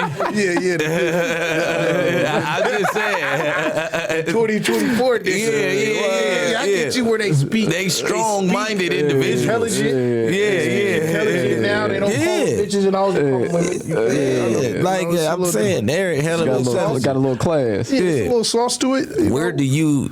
Because the game. I know that the game is heavy up there. So like, the gang culture down here, I fuck with the P's, but up there, like, is that like second go hand in hand? Like a nigga got a bitch and a nigga gang banging? Because like, remember when we was young, they was frowning down on that. It's the culture. It's the culture. It's everywhere. Yeah, just being real in California for sure. For sure. It's across the United States. But this California is popular, you know, and we got California, Texas, Memphis, Chicago, you know what I'm saying? Chicago, Detroit. My bad, the Midwest period. The Midwest period. Put some respect on California though. You feel me? Of course, but it's the culture, and I mean we don't frown upon it because it's like this: a nigga can't judge nobody. Who you know, some niggas go get it every type of way. Yeah. We got homies that get it every type of way. Yeah. You know what I'm saying? And it's just like, we're not here to judge nobody. You feel me? But we remember it was a point of time where they was like, you can't be a gang, you got to be a gangster or a pimp. You can't mix the gang. Well, you know me, I always had the gang mentality. That's another reason why I was interested in doing the interview with you, because I think that we got similar backgrounds. We both come from the gang mentality, so you know I felt it was best that. That's how it had to happen. Yeah, you already know, man. You know what I'm saying? That's how motherfucker, like, we come, you know, like, I just, let me see how I'm going to word it, because I'll be wanting to, choose them carefully. Yeah. I got to learn how to do that, because these cameras be up. All right, boom. Once a bitch told me my worth, I never, ever went against it. Can't. That's where you gonna get all your game from. Your mama was the first one to give you the game. Your mama, Your mama, your first one to give you the game. Like, why did you let these bitches come around all this for free? For free. I'm at the mansion. I got like these bitches, man. They can't go nowhere else like that. Like, woo. Can't even go to the club for free. Exactly. What? Exactly. Can't get a drink for free. Once I got that mentality, it was just like, hey, baby, you just got to bring something to the table. You know what I'm saying? Like, you got to, you know. Nigga understand. understand it. Yeah. We understand it. We don't frown upon it. We got it in the neighborhood, you know. We got it in the neighborhood. Yeah. So I go into that because I was just like moral codes and all that, and then like it's a whole lot of like dry snitching, all type of like snitching going on right now that's hasn't been like, all right, you got the Gunna type snitching, then you got the YSL Woody, and then the Gunna type snitching ain't really snitching. It's just they played, and we gonna get into all of that. Let's get into Gunna first, then we gonna get into YSL Woody. So, got some crazy what's the what is y'all take on Gunna? Look, man. Me personally, look, I'm gonna just say this. I don't like speaking on shit that I ain't involved in because it be shit that don't really be known. Exactly. And it be hidden little shit. So the best, me in our section, we politic our shit seriously though. You feel me? It's a in-house jury trial. Oh yeah, no, for sure. For sure. Blurring the lines and shit like that. If a nigga's now, we talking about a state that wasn't raised on superstructure. So now take that out. So you gotta take that out. How we program right here, you can't expect them to even have that mindset. We're finna take this right here. Yeah. How do you feel? It's a no-go. But I feel like for what Gunna did, he would, because I seen niggas do that. You gonna get squabbled down. You damn near get, you know what I mean? You gonna get squabbled down by a nigga packed with just nigga copping out early on the plate like you supposed to stay down to a trap. You know what I mean? Yeah. Because it's like, what they asked you was like general statements. In our case, if they asked us if we was from Oak Park or whatever, if I was from Rolling 60s or G Parkway, we gonna say like nigga, if it's a part of our deal, we got the gang allegations, the gang enhancement out there. So that's like taking the deal to a gang enhancement case. Like nigga, you aware of the Rolling 60s and the crimes that they commit, and all that shit. You get what I'm saying? Like whatever, bitch. You know what I'm saying? But at the end of the day, a nigga would have had my lawyer change up the wording to that deal. Especially. You gotta be sure what you agreeing to and what's being said that you saying. Because that's where I was speaking to him about a situation where I had in my case, the police create a statement for somebody. And niggas, and you would think that can't happen, but I'm telling you. No, you can't go off a police statement. And I'm telling you this as a nigga who just did time. For this case on a level 4, the police admitted in a trial that they made a statement for somebody. So the game is f***ed up. Yeah. And they signed it? Yeah, they said we didn't have a recording there, so we just went off our recollection of what she said. Oh yeah, you can't go off a police statement. No. At all.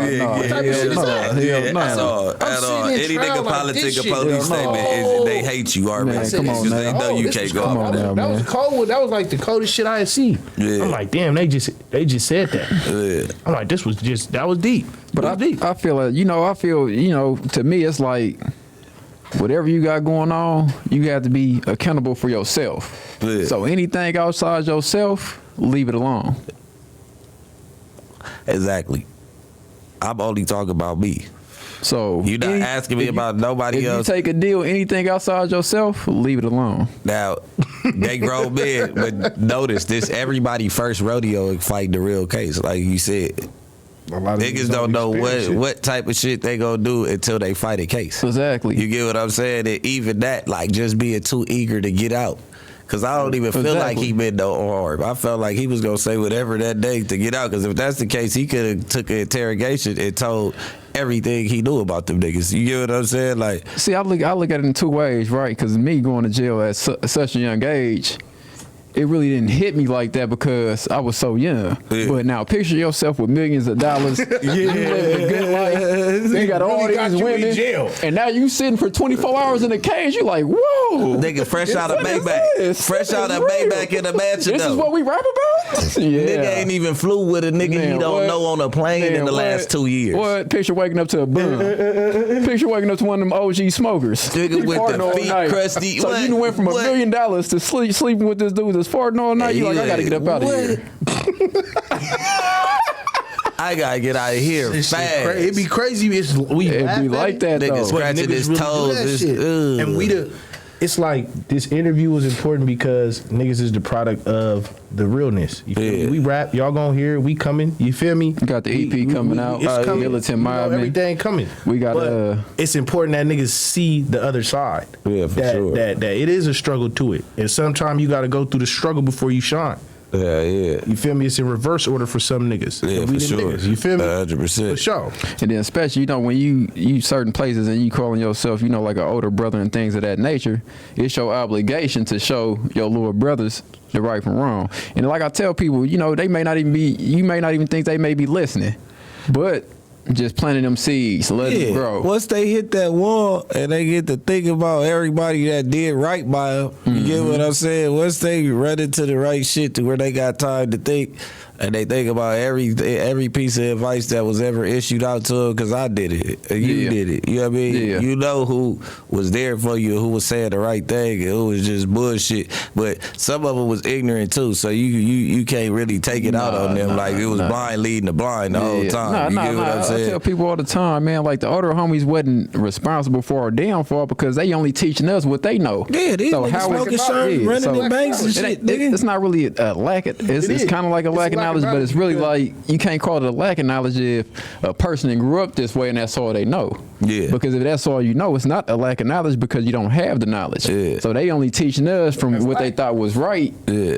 And it wasn't right. So we can't hold them accountable and be mad at them because they only taught us what they knew. But at the same time that we went through these struggles, and him doing his 11 years, me doing my 17 years and 6 months, and now we have an obligation to be a better big brother. And it was a lot more homeowners when this was going on. You know what I'm saying? None of that shit our territory right there. We just loitering. You get what I'm saying? No, it was a lot of people and families that owned that neighborhood when they was when they started off policing their neighborhoods and keeping everything straight. There's a lot of people that own that shit. Me and him spoke about that, about the history of gangbanging. You got niggas now who gangbang that don't know no history about what they doing. They just doing it because they think it's cool. They want to be a Crip because they see a couple rappers that's cool as a Crip. They don't even know why niggas start Cripping. They don't know why niggas be. They don't know the history behind it. All they know is, okay, today this is what I want to do because it look hella cool. You feel me? So that lack of knowledge. That's why I always say that, because once you do, a lot of people be thirsty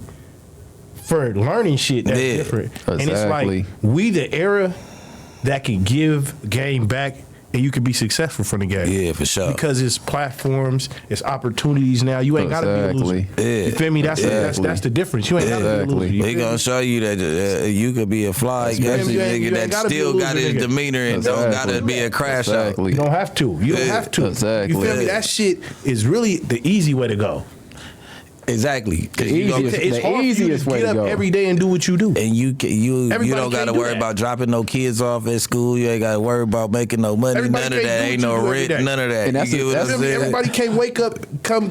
You feel me, and do this every day. And niggas would rather sit at home, for sure, be on the game, for sure. Man, what? That's a story I always tell about the Mexicans. And when you see them out on the sides of the road, and they be selling their corn and stuff, and we used to make fun of them. Yeah, now you come back to respect them because they was running actual businesses. Come on, man. And in the black community, this is what we need to start doing. We need to start teaching our kids how to run their own businesses, whether it's going back to the lemonade sales. That's what I'm saying. We doing that again. Up north, start the water boys up there like they got that. We're going to have the kids out there selling water. We're going to get back to building up the community. My nieces and nephews back with the lemonade. And they in some cool communities where they get like $5, $10 a cup, man. You get what I'm saying? That's what I'm saying. We got to teach that. If Chick-fil-A gonna sell you one, this a homemade joint right here. We got to bring that back. Teaching the welfare and that. That's not what we should be teaching. We need to be teaching that. It's facts and it's being real. You feel me? We can't keep using crutches. We got to teach each other. Shit all the time. And we got to keep the dollar in our own community. Exactly. Like me and my boy, we could have came on here with some Gucci. We could have came on here with some Louis Vuitton. But we support local. We buying black. We buying from our hometown. Yeah, because you know what I'm saying, we trying to keep the dollar in our own community. They don't know how important that is, and that's why the problem they was having with the Asians, with the stores and all the black communities, because the money don't go back to the community. You taking money from all the locals and going and taking it back to Koreatown or Chinatown, or wherever y'all at. So much because because we respond to shit. We want to rush and do what we see because Niggas think that shit is what to do. Yeah. But what it is They don't understand that you got to go y'all back to your had the people and same where your 24 people. hours also. Like, we wasn't taught to have good credit to get this spot. No, and we was rent it out, put financial some illiterate. groceries in there, Yeah. and sell liquor and cigarettes to our own people. They taking our bad habits, capitalizing off of it and taking the money somewhere else. Yeah. That's what you feel. But at the end of the day, why we didn't step up, the ones that did have money. Okay, it was people that couldn't do it, but it ain't a million stores out here. Why the people that didn't have money centralized that? You know what I'm saying? Even now, it's a huge problem, right? Because I came home and you see a lot of these dudes, man, they got all these gold chains, they got all these watches and things like that, but they living in a car. Like, whoa. But nah, that come from a lack of financial literacy. So now, you know, I was talking to this young lady the other day. She is very educated in, you know, financial literacy. So I was telling her, you know, what we need to do is we need to organize a community event and start teaching the kids and these other people money management.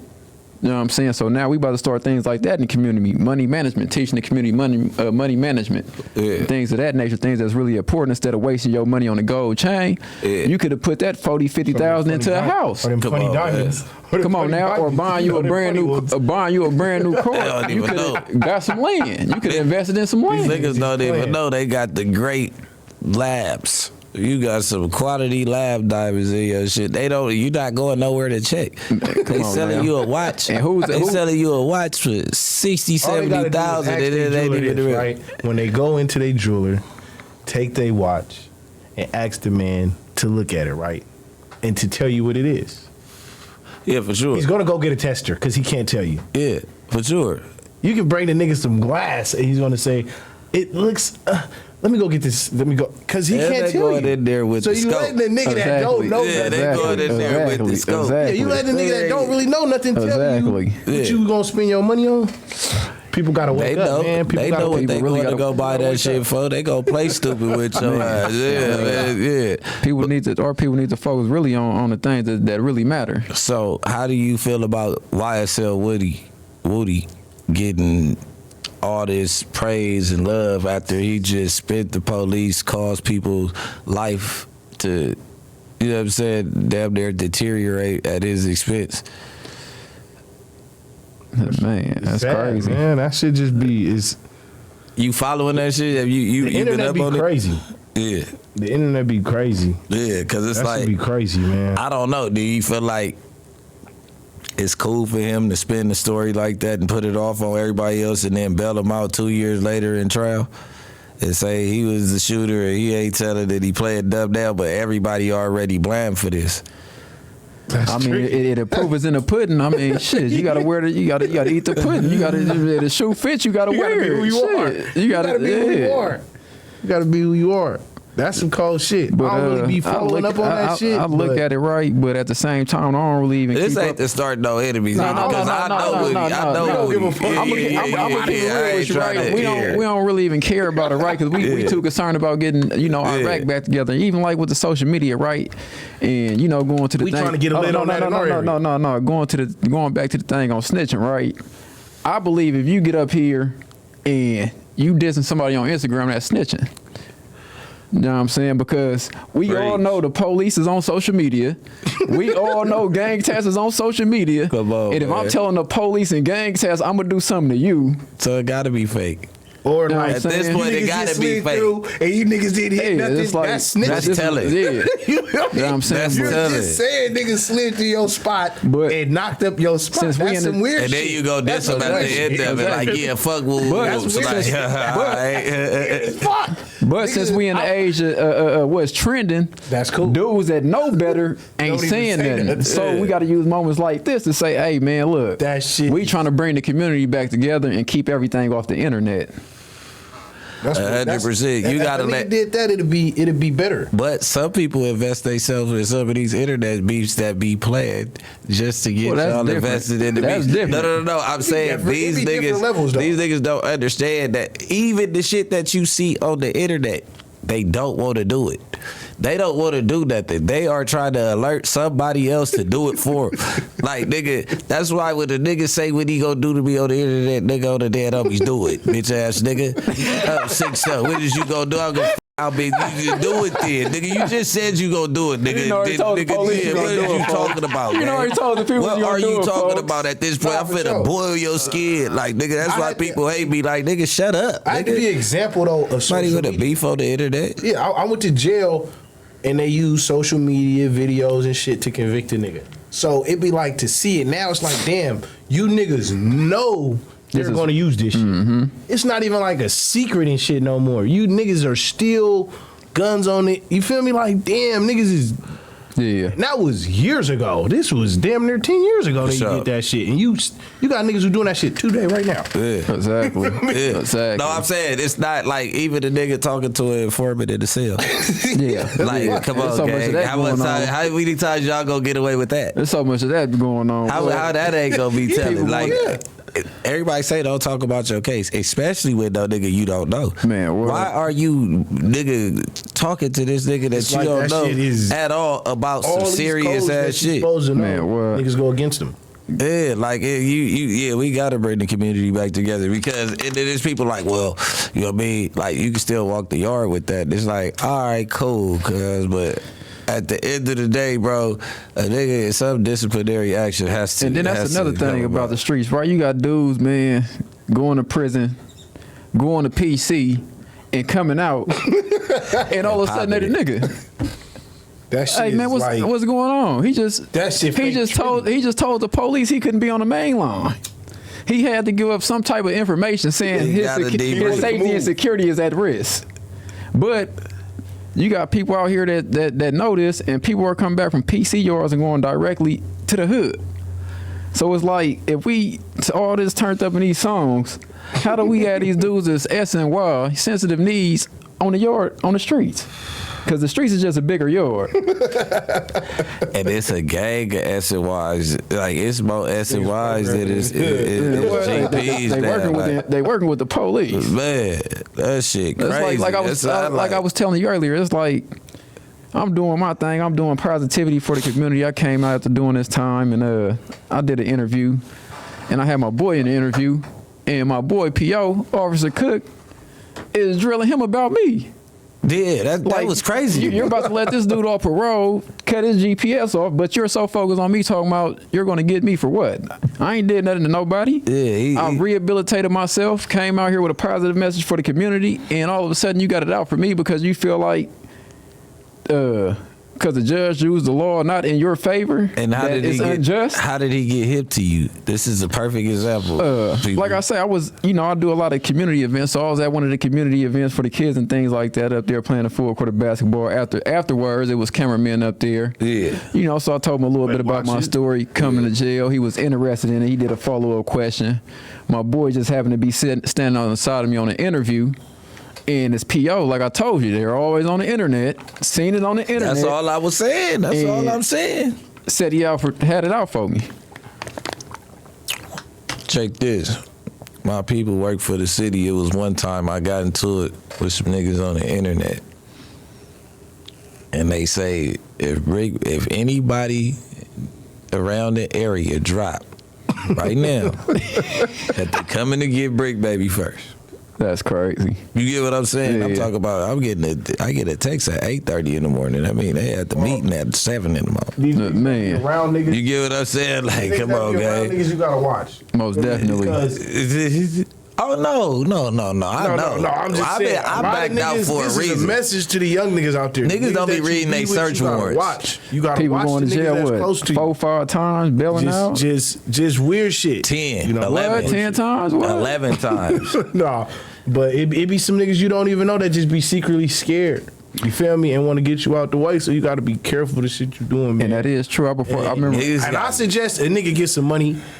You feel me? Enjoy life because you only get one. So don't be out here crashing that motherfucker out like a nigga got a couple. This is not that video game you playing. Niggas shit real. Niggas got robbery cases, bro, and just be out with extra gun cases and all that. Like, bro, they knew I didn't play no part in no robbery. I fought my case for 4 years. It still took 7 years. You get what I'm saying?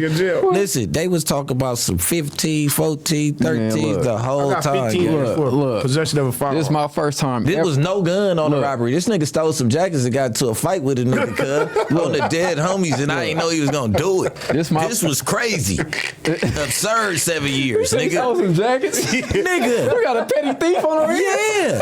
Nigga did some bullshit. No, I'm saying no. Bash me. That's some nigga did bullshit. What did you though. talking about? It wasn't me though. It wasn't me. I got my bum ass homie. I get into it with a nigga. I look up. He dashing out with nigga 8 vape jackets in his hand. They got me locked up for what? Nigga, they said I stole some jackets. Yeah, they talking about I'm stealing boxes. But nah, it be so cold though, right? Because it was my first time ever being arrested. Yeah. Ever catching the case. And gave me 50 years of life at That's 16. what I'm trying to tell you. This shit's How serious. do everybody else get the good end? Exactly. Every time I fuck up, I'm up. To the You get end. what I'm saying? Yeah, they trying to bang you out. And then you can check my. I don't got no interrogations. All my shit is 0 Nigga, minutes. I got 15 The years first for just time a I gun. ever went to interrogation That's called. That's the call. Yeah, man, they gave my boy. was the last time I went to jail. They gave my boy lick. They give niggas. They let niggas out. They gave him Hold on. They gave my boy lick 30 years of life for getting caught with a gun. Yeah. 30 years Wait. of life. That's it. They was mad at him because he had took a deal on 2 attempted murders. And he got out doing his music, and you know his music started taking off, and they wasn't liking his music because of his influence they had. Yeah. And the first chance they got, because he pled guilty to 2 strikes. Yeah. First time they got, they banged him out. And how you could get a strike for a firearm? Man, that's what I'm saying. I got 2 strikes. Possession of a firearm, 15 years. Possession of a firearm, nonviolent crime. Wow. Because I'm a gang member. That's how. That's what they say. That's their reasoning. In SAC, they could do that? That's what they do. I thought California was California. They got different tricks for different But cities. you know, they just don't pull them tricks niggas out. Your way was like, damn. Yeah. And that's another you see thing. me? I'm like, huh? That's another thing, On right? level 4 for a nonviolent possession of a firearm. Every county say that. Sacramento, man, they be banging y'all out. That's the capital. That's Man, why. what? They trying to gonna do set it an bad. example. Oh wait. And don't have no Lock him influence up. or name. Oh, yeah. Wait. That's going to get you there. Oh yeah. Oh yeah. I'm pretty sure after we do this interview, we're gonna be harassed. They doing good for the community. And we all. And Listen. see, that's Yeah, the sad man. thing about it, right? Because even if you look at Malcolm X, Huey P. Newton, you know, brothers that came out trying to do better, Yeah. they always vilified and crucified even worse. It's like if I'm trying to, even I watched even the Nipsey Hussle video. Yeah. He like, man, we got the clothing store going, man. They didn't hit our clothing store, threw all the clothing down. It's Yeah, like they even when don't we trying wanna to do see good, us do they don't nothing. want to see us prosper. Yeah, Because it's the unity. It's They like- if we they ever want you can to come together, go they get know you a how job at powerful it McDonald's, is. nigga, Yeah, and they stay want in you your to spot. Stay in the mentality of accepting welfare, accepting Yeah. help, and just being Yeah. content with your part of life. Exactly. They don't want you to lock into Exactly. that third part to where you like, you know what? I have to elevate and I have to be in control of my own life. Exactly. I got to do these things and teach the people around me how to be better. You feel Exactly. me? And how to look at life seriously, though. It's a lot of Exactly. people in neutral. It's like a percentage. I tell some of the little homies, I be like, look, you got to understand around you, you got niggas that's in just neutral. Yeah. Yeah, that's it. Every day they just waking up And just same living. routine. Just living. Yeah. I told Yeah. Ain't somebody nothing going on. Might be a nigga that's woke. Yeah, and now you in reverse. Cause you was feel a me? neutral ass Wake up. nigga. Yeah. You got to wake up and get in drive, nigga. Yeah. I told somebody the other day, though, I'm like, look, man, just because you ain't in prison or you ain't never been in prison, don't think that you can't be in a prison and still be on the outside neutral. world. Listen, I've been getting into it with my cameraman over the editing and all that. Nigga, I've been doing all the editing myself, doing everything myself. I'ma learn one way. I'm far from sure. stupid, so Yeah, it's sure. like, nigga, all I'm doing is looking up. I'm like, and Yeah. I'm sending it to the niggas I'm getting into it with. Like, Yeah. I did that in 20 minutes. Yeah. Watch how cold I get, though. Yeah. Cause I'm a 'Cause you know cold what you nigga. want. Can't nobody stop me. Yo. Watch how Exactly. cold I And get. that's Yo. what I Like, tell people, though. nigga, this ain't even nothing. And that's I used to tell the brothers that behind the wall, even when I made my first documentary, you know, everybody was surprised, like, damn, how do you make a documentary from prison?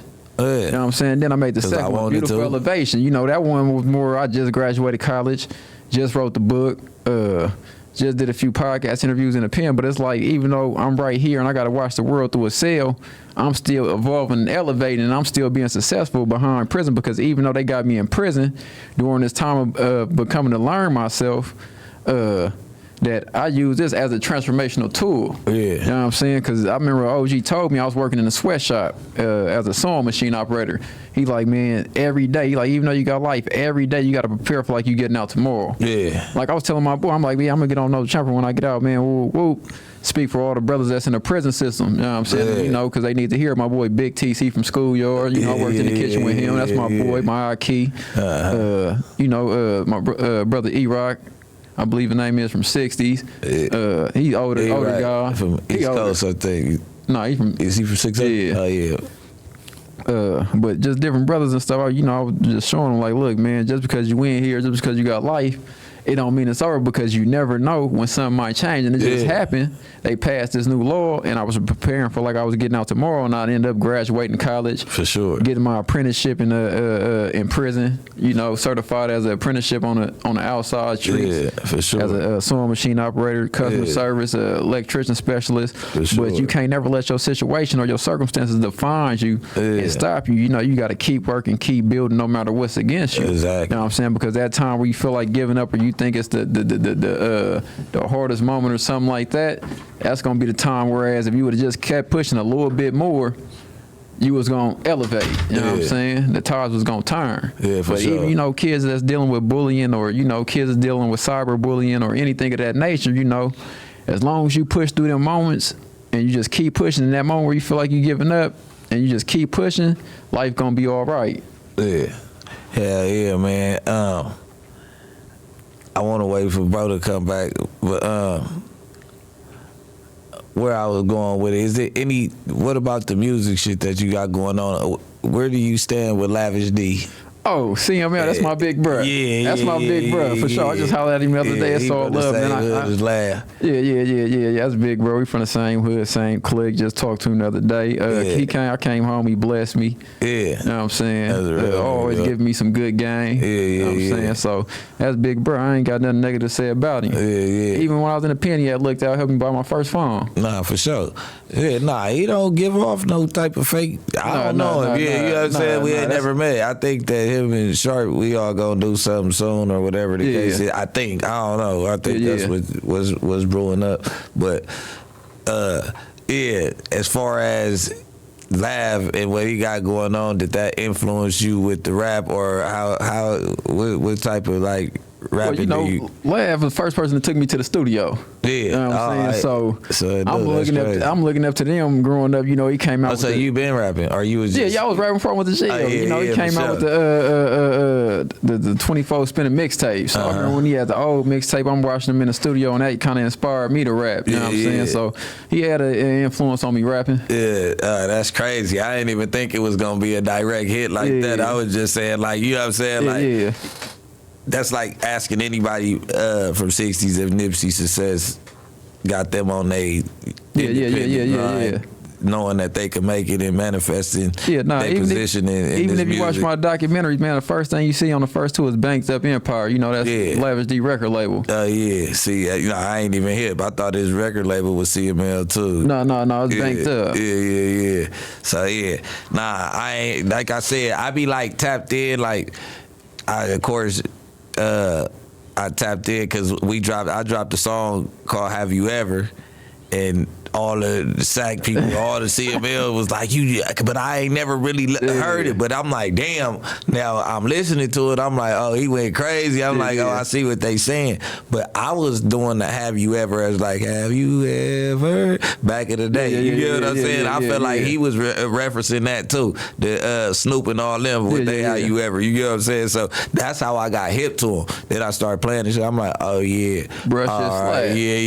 I was like, okay, he got a little army that was on me about it. He like, sound just like Lav. I'm like Lav. Then I'm like, the homies played it for me. I'm like, oh shit, that motherfucker hard too. That motherfucker bang. Yeah. So and J-Bo and all them. So I'm like, now I'm really tapping into the Bay. To the northern because like culture. I was tapped in with Mac Dre. I know every Mac Dre song and all that. Too. You get what I'm saying? Any Mac Dre song, you know I know. You know what I'm saying? That he got me through everything. Nigga, I popping thizzles at the time. You like, nigga, what? Giving up game. What? Stop playing. Man. I know all the Islamic, man. That's what I speak. I grew up on Mac Dre. You know what I'm saying? So like, as far as like all of that, does that influence your lyrics?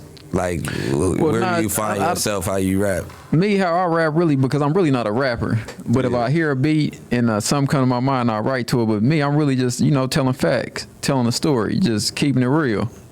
So I don't rap about nothing that I've never did or something I've never had or nothing like that, because then that's going against what I believe. Yeah, for so I'm really just on there telling a story. That's why, you know, I may not be the greatest rapper, but when a person hears, they're gonna be like, oh, this is authentic. Yeah, for sure. Yeah, for sure. But where do you, like, your beat selection lie? Like, where I usually mess with my little partner, Aunt Rilla. Yeah. You know what I'm saying? So whenever I need a beat, anytime you listen to one of my songs, it's Aunt Rilla. Yeah. It's like a West Coast beat, grimy, mid-tempo. Yeah, for sure. She made a couple beats for EBK-J-Bo.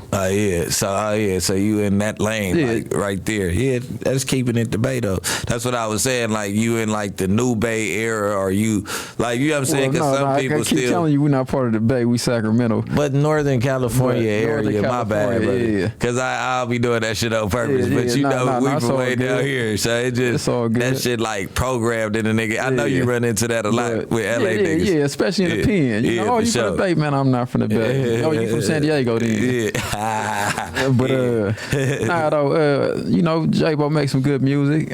I be with it, I be listening to it, I be slapping it. You know what I'm saying? I got my little homie Zoe. He just had a hit song, Lil 13. Yeah. Can't do nothing with us. I got my other little partner TLG Duda. New upcoming Sacramento artist got the wave. He got a song called View Love. I'm coming out with an EP myself, 6 songs called Militant Mobbing. I got my boy TLG Duda on it. Yeah.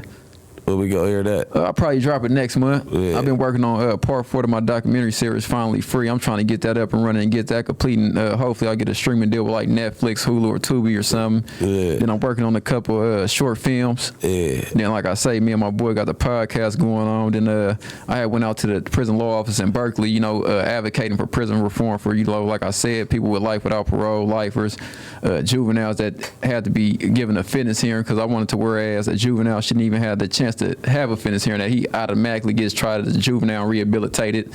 So I'm working on that. And after that, you know, just community work, feeding the homeless. Yeah. You know, trying to give a good message to the future generations, and, you know, like I say, teach them money management and just bring the community back together as a whole and, you know, heal it.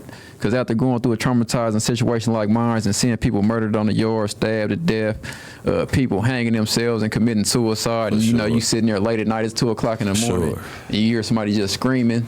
And it's like, if I had to go through all that, why should, you know, my little brother had to go through that, or why should your little brother or son have to go through that? So now, like I said, I'm using my life as a light and a vessel to change the community. Yeah, motherfuckers don't listen with motherfuckers, because I didn't listen, but, you know what I mean? Thank God that I ain't been in no situation like yours, but thank God that you made it out your situation, you know what I mean, on top. But motherfuckers to see example, and still, like, it's like, look, utilize the area so you can get out that motherfucker and give back. Exactly. You get what I'm saying? Exactly. Nigga take all the exactly. And don't be great resources from the area. And do something different. You have to. Because if you don't step away, it's only one thing.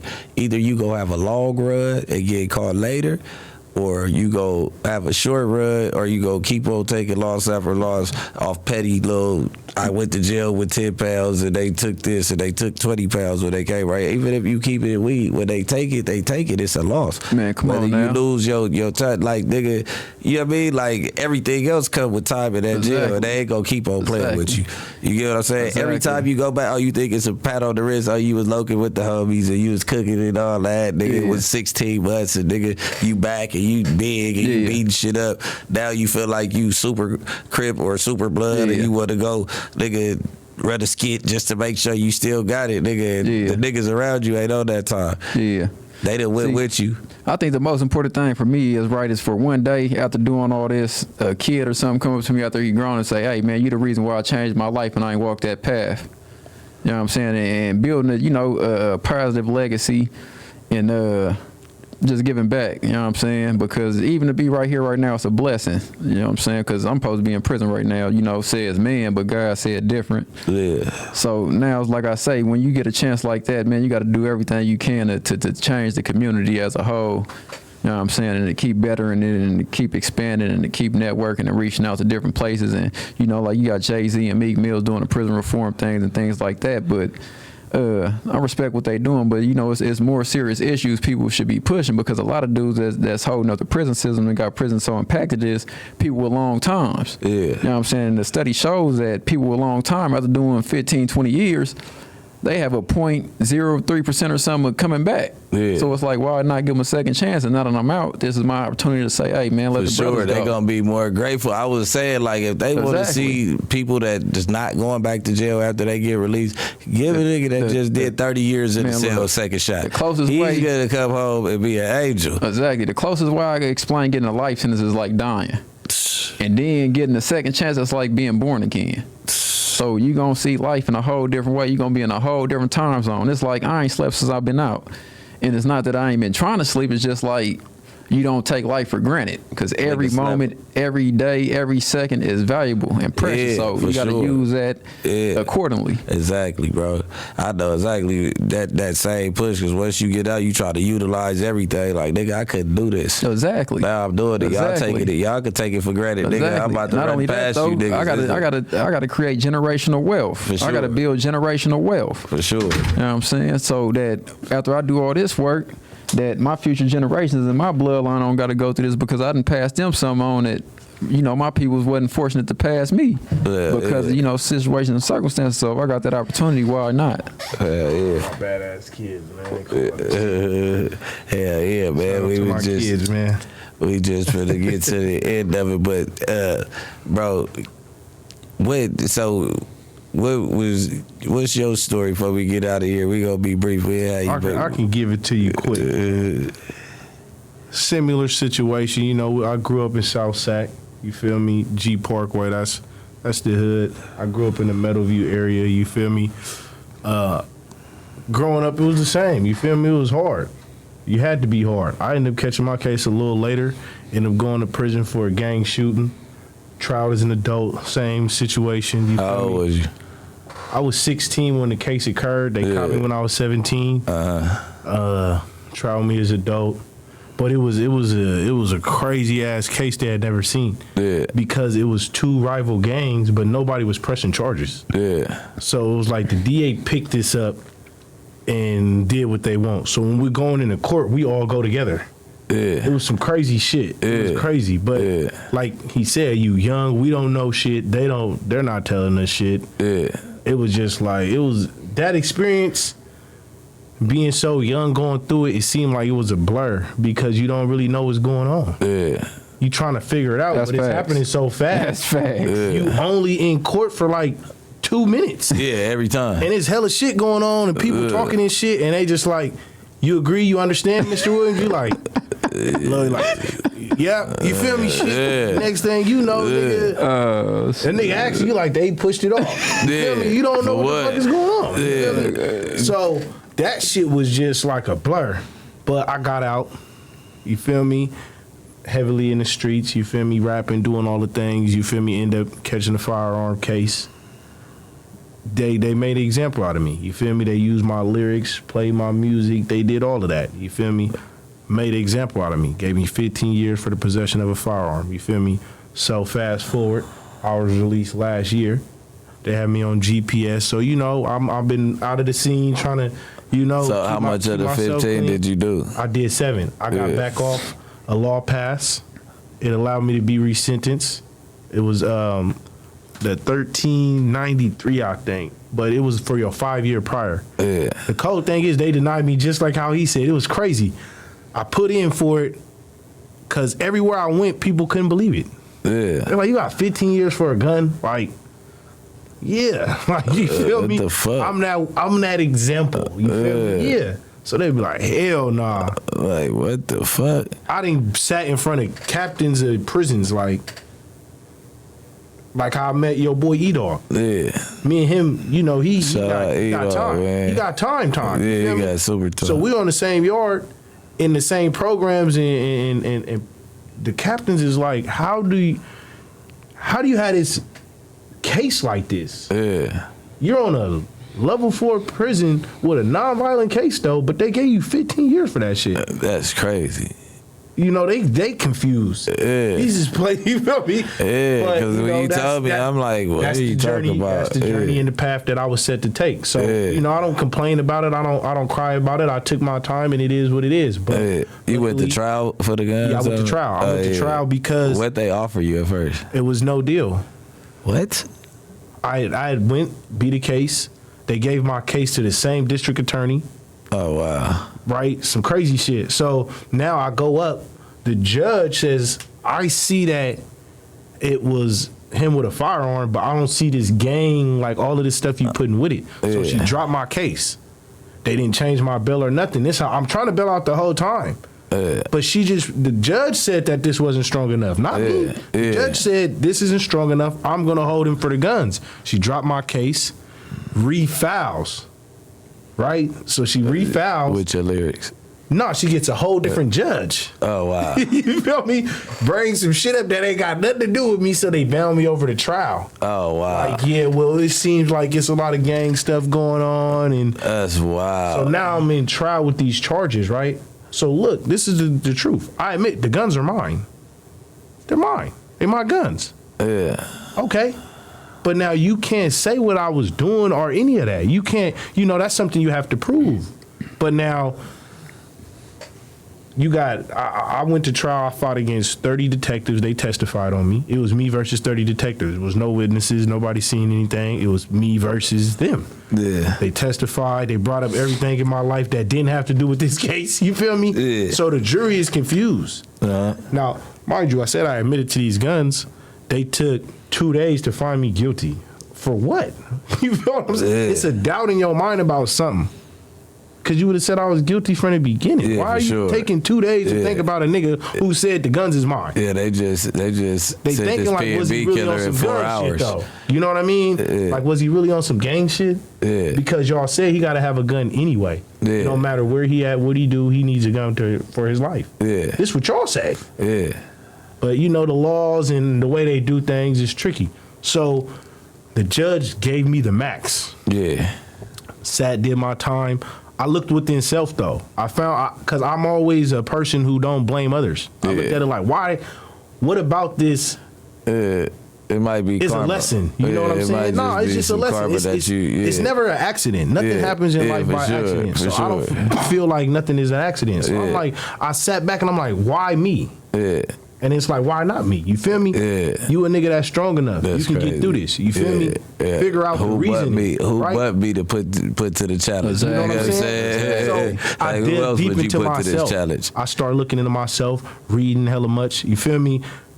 And I start writing my own books. I already had a vision of what I see life to be. Yeah. So I started writing books. I got over 9 books, you feel me, complete, ready to go. Yeah. But I'm, you know, slowly releasing because now that I'm off of GPS and I feel like I can move and do the things I need to do now, I'm going to do those things, you know what I'm saying? But that time was spent on myself, really, you feel me? I had to spend that 7 years on myself. Yeah. So when I went back to court, they seen everything I'd done. I did a lot, you know, I did a lot of work on myself, even though I was still stuck on the same, you know, prison, but they still seen that a nigga was trying though, you know? Sure. And they didn't take the 5 years off, but they resentenced me because that's how the new laws are set. Yeah, for sure. It allowed them to, you know, so they like, look, we're going to adjust the time. Yeah. We're going to give you the mid, the low, and it ended up like, okay, you got another year left. Yeah.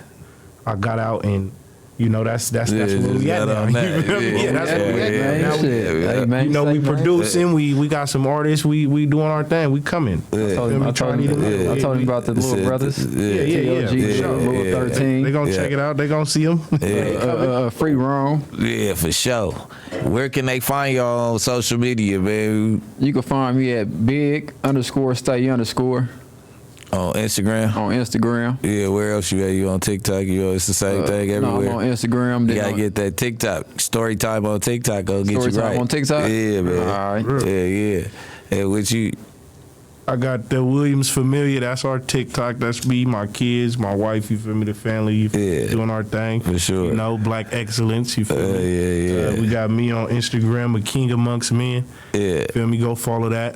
Got merch, the books, everything on there. You looking for music, whatever.